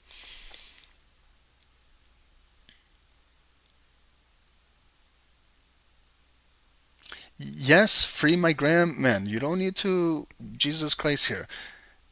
So was the demand zone in a green box? Yes, that I'm trying to show you. Demand is green. Bullish candle is green. Green box is showing buyers. Red is showing resistance. Red is showing a seller. Red is showing supply. Very, very simple. We don't need to get Jesus Christ involved here. You can see, guys, how an impatient person is, and you can see how it's going to translate to their trading. They're getting very impatient because I am not looking at the chat. I can tell that you're going to be a very impatient trader and you're going to make a shit ton of mistakes. I can just tell by how you speak. I can tell by your personality. I've never met you, but if I do, I can tell that you're a very impatient person. You got a lot to work on. You got to work on your patience as a human being, and then you got to work on your patience in the markets. Good luck with that. It takes a lot of time. It's not easy.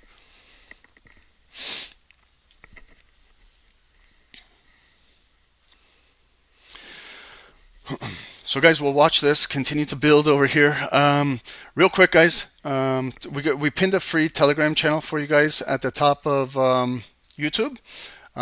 Everything that we do here, guys. This was Dave. Perfect sell on gold this morning. Beautiful sell, guys. Congratulations, guys. That's very nice breakdown. And then the buys yesterday, guys. Join our free Telegram chat. We'd love to have you guys on there. Guys, this is the free blog I was talking about. Visit our website, stocksnipertrading.com, right over here, blog. And guys, this is like how to trade a bear market, anything, Nvidia's earnings, your weekly guide of what you should be doing on the weekends, trade breakdowns. But this one right here, guys, please click on this. This is the intro to cryptocurrency 5-6 day boot camp over here with Bitcoin. Guys, please go over this. This is what we'll be doing, the date of it. The cost is you included a 3-month premium membership and the boot camp, guys. A fantastic deal. And these are what we're doing on each day. So day one, we're understanding the basic of a cryptocurrency. There's 2 sessions in day 1, and it's broken down over here. Just click on it and then zoom in. Day 2 is deep dive in Bitcoin. Day 3 is exploring other cryptocurrencies. Day 4 is trading and investing in cryptocurrencies. And then finally, day 5 is the regulation, security, and the future of cryptocurrency. Then day 6 is we'll go to charts and we'll start to chart everything. We have a breakdown of day 1, day 2, day 3, day 4, day 5, what to expect, guys. It's an intense boot camp. Be prepared to be here for 3 to 4 to 5 hours each day. It's going to be intense. Education, guys. We got tons of education. All of the questions you guys are asking on YouTube, we do have all the education here with webinars, courses, all of that stuff. Okay, guys. Right there, that's a perfect liquidity grab. See how it came red right into the box and continuing? So I'm going to nurse this trade. I'm in it. It's in the money right now. Hopefully it can continue to drive. I'm not going to look to just get up to this red box. I've been holding for a couple hours now. I want to break this red box. I want to get minimum up to 29.18, maybe a little higher. This could be the volume that we need, but again, looking for minimum on this trade 30 pips. I'm not going to take out this trade less than 30 pips. This could be maybe I'm looking for more. I want maybe 50 on this for how much time I spent. I want to get rewarded now. And you can see how close my stop loss almost got hit. By how much? By 3.5 pips. Okay. All I did was just place it below that wick right there. That's it. Just looking, studying the structure. I'm still alive. I'm in the money now, but I want this shit to break out, guys. Like to really break out. We built this green box built. This one built. Liquidity grab right into it. This one should be the candle that drives, or the next candle should be the one that breaks this block up here and then drive. I wish I could stay on this call longer with you guys. Let's stay to the close of this candle, 90 more seconds, and then I cannot do this roller coaster anymore. I gotta go see what my daughter's doing. She's watching cartoons upstairs. Hang on. If you guys hang on, let me just go see what she's doing, and maybe I can come back for a few minutes. Just hang on, guys.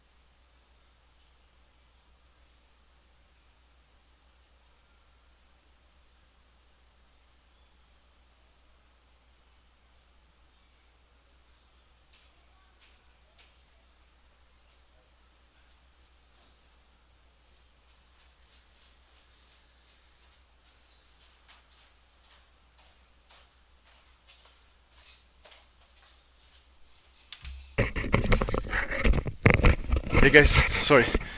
She is playing with her Pokemon cards. She's getting in trading now with Pokemon cards. So she said, I made a trade with her. I said, 5 more minutes. If you give me, maybe we can buy some more Pokemon cards.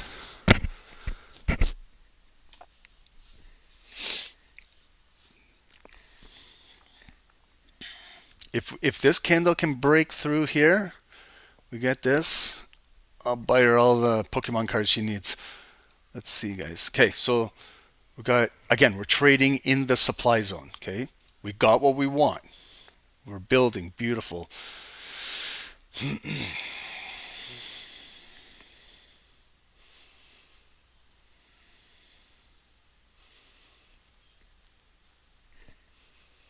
Okay, and then also, guys, you know that candle right there, the opening and the closing. So you see like that red line, still see how it's relative to about 50% of it? That's how I learned how to do this a lot, is just now looking back. Like, look at that candle that came red, red, red, right into 50% of the green box. This is how, when I'm trading like in live, like how I do my education too, is I learn from each candle. That's why scalping is the best way to learn how to trade. If you actually are learning and not just trading every single candlestick and getting frustrated, if you actually learn, take the time to learn. Look at each one. Even in this really, really choppy volume, you can still see how structure is still respected. Okay, and you'll notice this over and over every single day. You're going to notice these same patterns happening. Okay, so it's very, very important to pay attention. That's why I always say, guys, focus, pay attention as much as you can.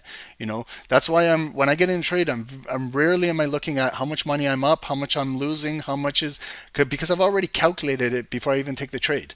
I know if it comes up here, what to expect. I know if it goes up there, how much I'll be in profit. I've already calculated in my head.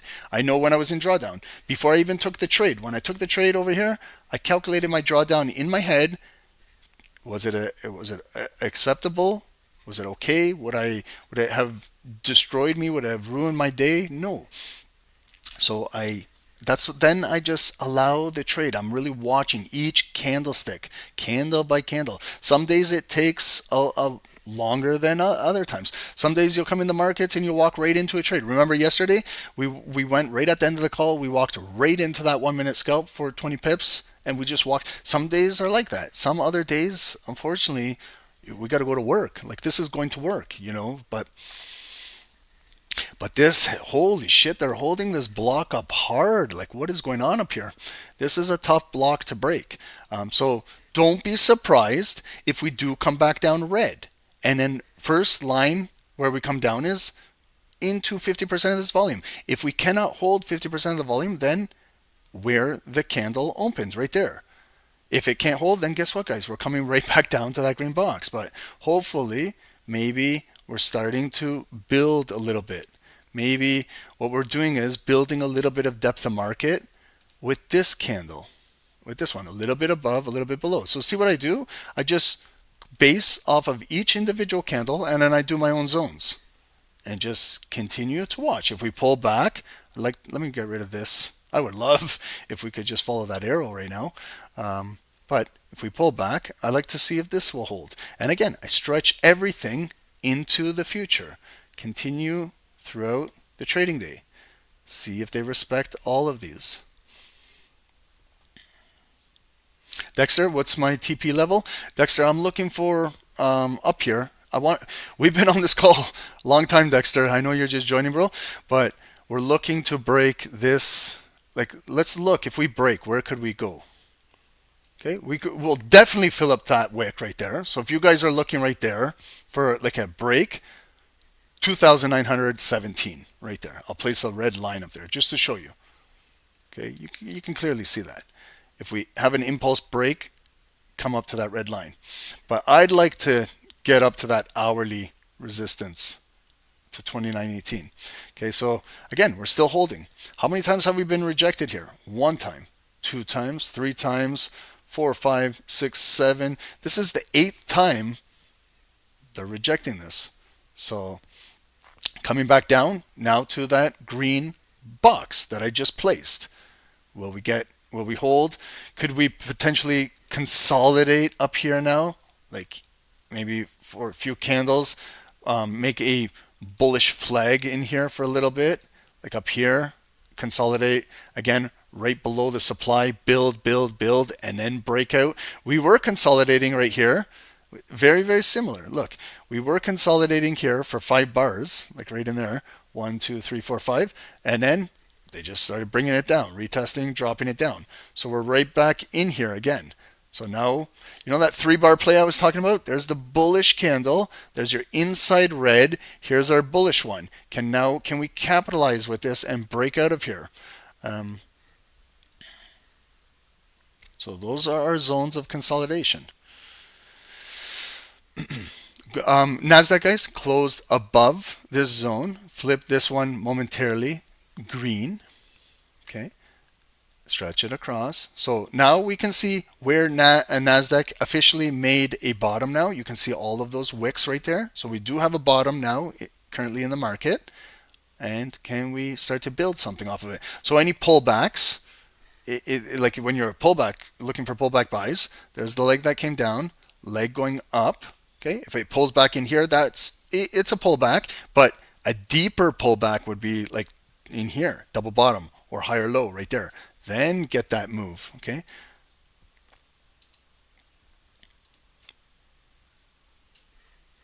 Okay, so look at gold. Look at how a difficult time it's having with this red zone above us. So lots of selling pressure up here.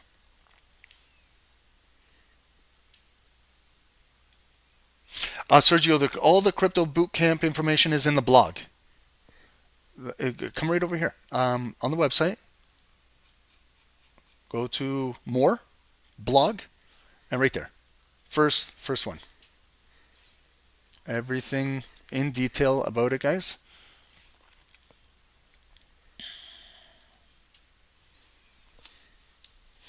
And we have 2.5 minutes to go, and then we're hitting 2:30 p.m. Eastern. Okay, so 2:30 p.m. Eastern, another 30-minute candle opening in the market. Can we maybe utilize this 30-minute momentum coming in soon to break through this zone, and maybe they start to redistribute some nice volume up here? That would be fantastic. Or guys, like I hate to say it. Believe me, I'm in a buy. I don't want to say this, but it could produce another leg coming down. It could come down here, and then again we got to build maybe what we got down here. I'm hoping that it's got enough volume to break through here, maybe close above and start in 30 minutes with bullish momentum. But from the looks of things, from looking at how it's been trading in here, this is a big block. You got it, Sergio? Perfect. Yep, no worries.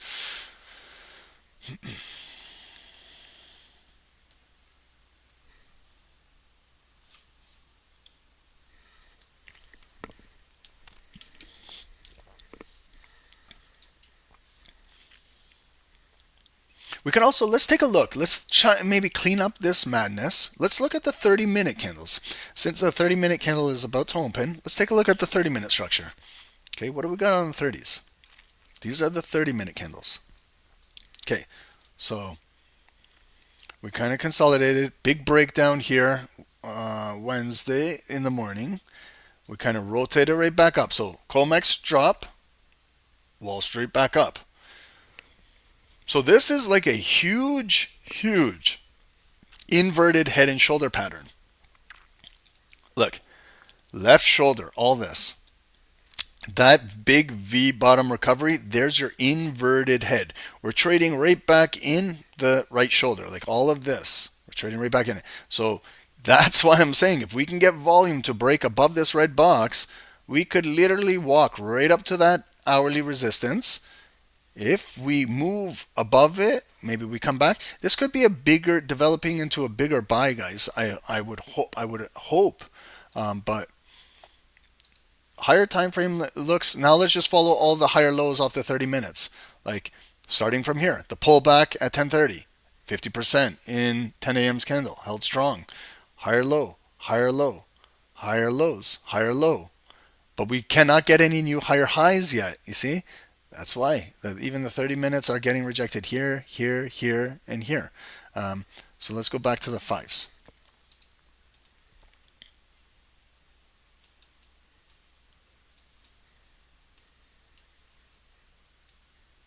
Okay, so we just had our 30-minute candle close. We have a new one open that came down, retesting. Does it have enough right now, like early in the 30-minute candle, to break out of here? It's still holding, still consolidating. Let's put these two side by side.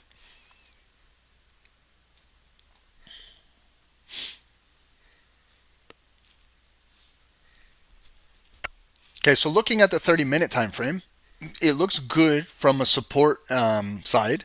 It's got good retest from early this morning from Wall Street. Since then, it's been making higher lows, but the only thing now we're doing is failing to make new higher highs. So that's why, and what's holding that is this big red block in the market right now. That's what's preventing it from making new highs, is this big red block. And we're not too far away from breaking this. How much are we asking for? All we're asking for is 5 pips. Guys, honestly, 5 pips. You see how the market, when it wants to create a wall, it can put a wall in the market. 5 pips. 50 cents. 50 cents, guys. Like, when we look at it, this block is, gold is trading at $2,915. Okay? And they will not allow it to break for 50 cents. And how long has it been? It's been since we started this call at 11 a.m. Like, do you guys understand? When they put a supply in the market, they put supply in the market.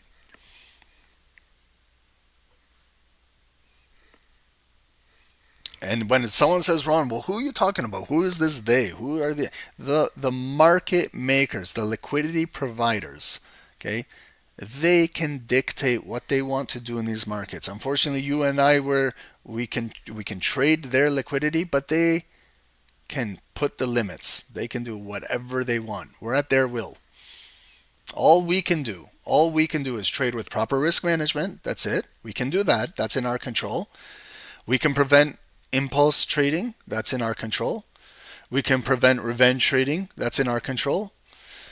We can prevent, if we have 5 more subs to 80,000, guys, we can prevent that. 5 more subs to 80,000. I don't know if you guys understand what that entails. Someone is going to win a lifetime membership at SST. Someone on this call. Maybe. If I stick around here. Come on, break this. My daughter wants Pokemon cards.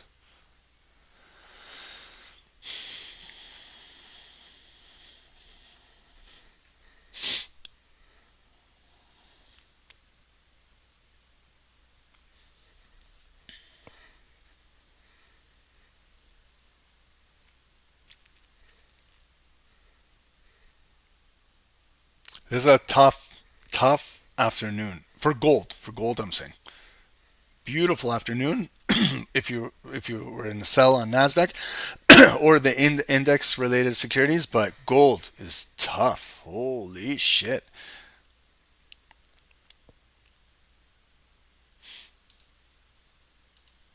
But we're still flagging.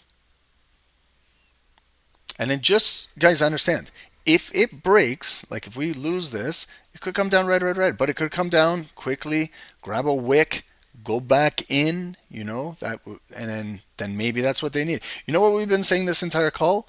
Every time it comes up here, the sellers are saying, that's not enough volume to break here. You need more. So then you got to come back down and get more. Here, when we came in, they said that's not enough. It came deep. That was a deep retracement, guys. That was very deep. That was right at the bottom.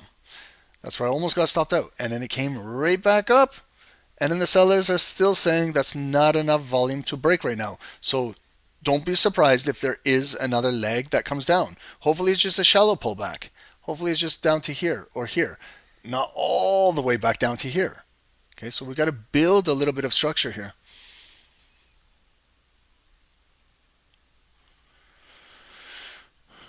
Very tough if you were in a been in a buy. David, for Nasdaq, if you're buying, that's why I tried to mention, don't just buy any green candle that's flashing when the market is dropping because it might just flash and then go back down. Look for candles that close above, like this candle that came up. You see how it closed above that wick, and that body. This candle right here at 215 showed bullish strength. It closed above. And then here also, this candle closed above the zone and retested it, still showing bullish momentum. So that's what I mean. You could be looking for buys, but allow structure to be built. Don't just buy a single candle, okay? Because sometimes there's no follow through on it.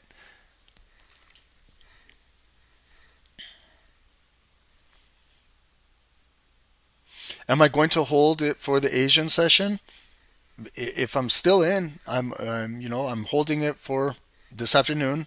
Yeah. If I have to, guys, sometimes a intraday trade could potentially turn into an overnight trade.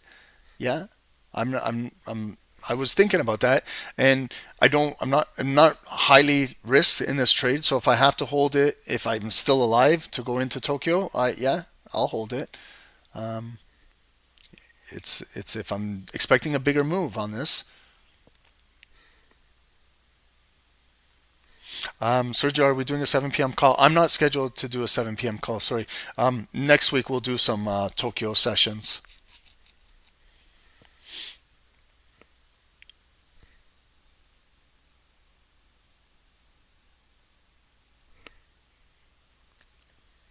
Yeah, Bitcoin dropped down to 83,400 was the low.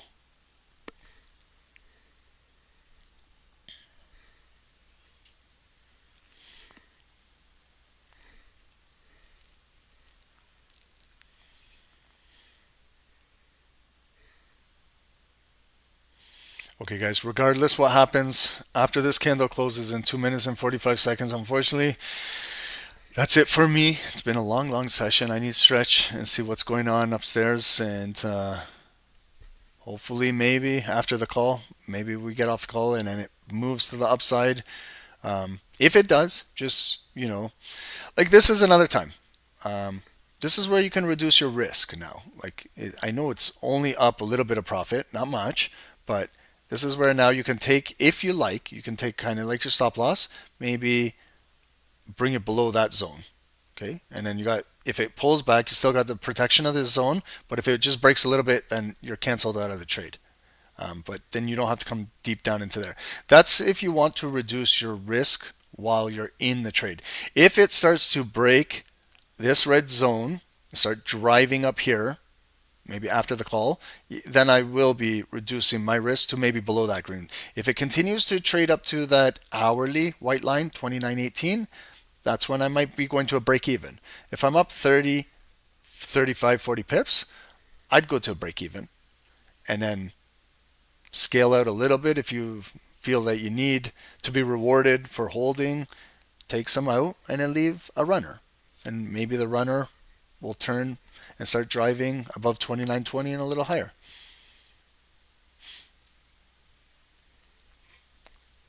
Oh, the calendar is showing it. Okay, put them on cancel. Sorry.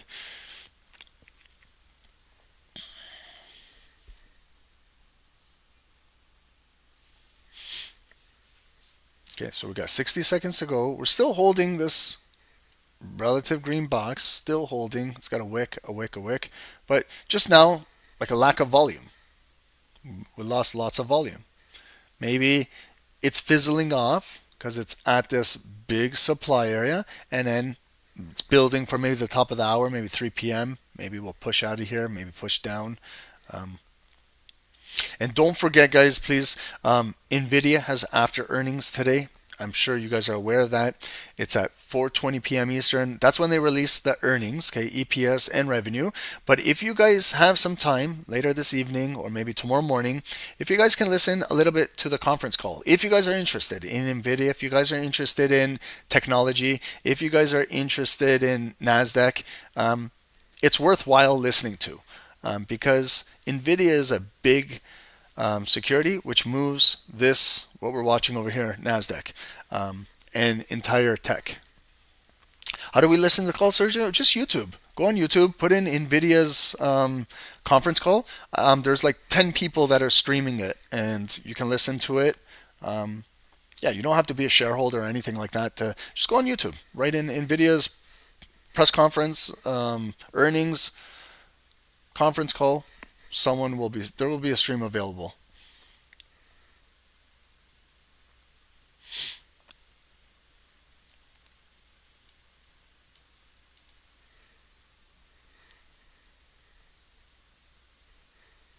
So if you want to buy Nasdaq like on a pullback, you got to pull back in this block, got to pull back in that block.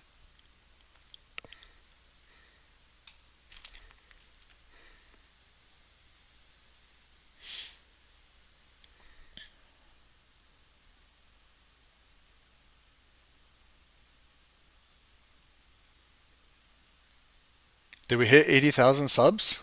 Yeah. Congratulations to whoever the lucky winner is, guys. You're joining a really, really nice community. Um, it's a really nice community, guys. I'm being honest. Not too much toxic things.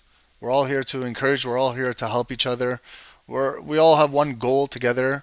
We all want to see success for everybody, But it takes a lot of hard work. Okay, you got to continue to learn your craft. It's not easy, but we've got traders going through the ups, the downs, the tough times. But there's a community here to support everybody. We're here.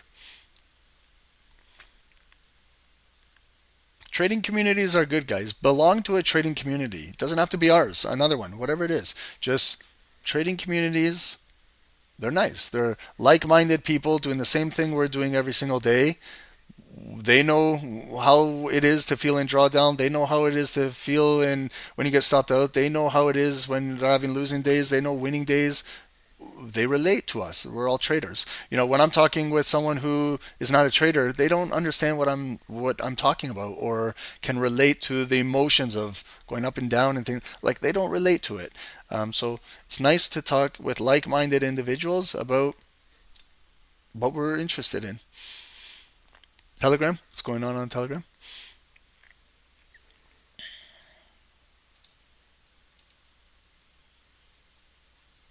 Ah! That's hilarious. I wish I had that kind of hair. Oh. Yeah, that's a cool picture. Guys, thank you guys to all the support. 80,000 subs. That's amazing.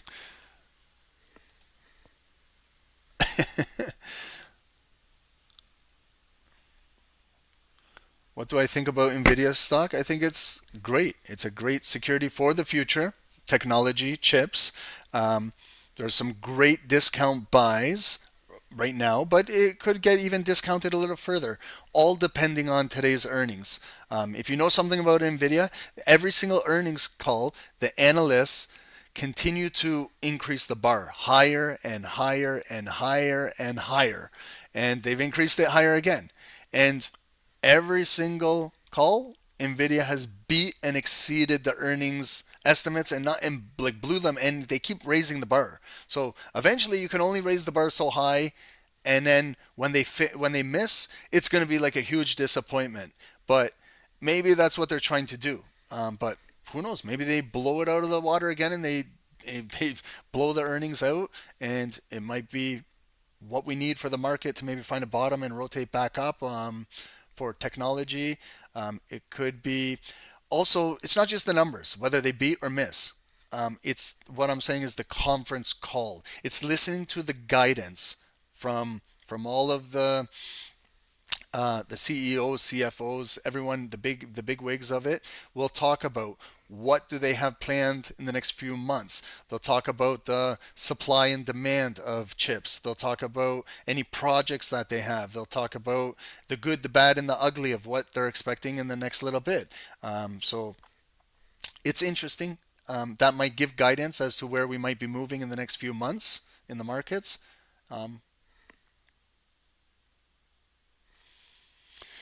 Okay, guys, but that's it for me. Congratulations on 80,000 subscribers. Congratulations to the lucky winner. I can't just continue watching this all afternoon. It's in the money right now, not much, Got to let this thing continue to develop. Who knows? Maybe after we get off the call, it starts to fly. That would be perfect. But guys, I will see you guys tomorrow.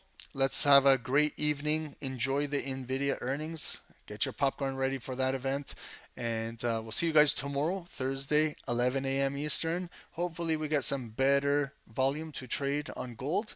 And we'll see how the markets move tomorrow morning. Okay, guys? Thank you, guys.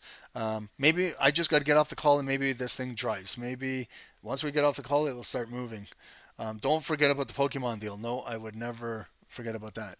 If it comes through here, I'm going straight to buy some Pokemon cards. And we'll see you guys. Have a great day. Thank you guys for all the support. 80,000 subs is huge. Let's try and get it to 100,000. That would be something amazing. Thank you guys. Well, have a good day, and we'll see you guys. Let's see if we can get ourselves out of this supply and reward us. Come on. See you guys tomorrow. Have a great day.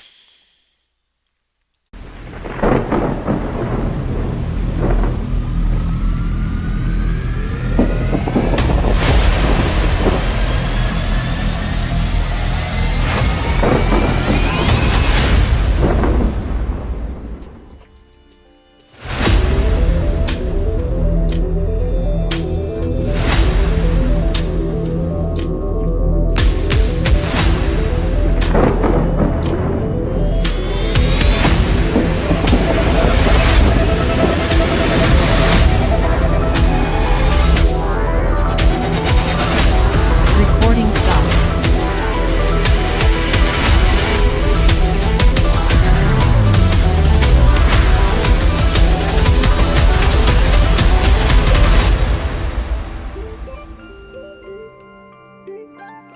Hey guys, good morning, welcome to the live session of Stocks Never Trading. My name is Dave, guys, my partner is Ron. Let's get down to business here, guys. In on US30, sell. Okay, I'm jumping in. Guys, that's a 100 pip drop. Yes, we caught it. Hey, guys, 200 pips, please secure.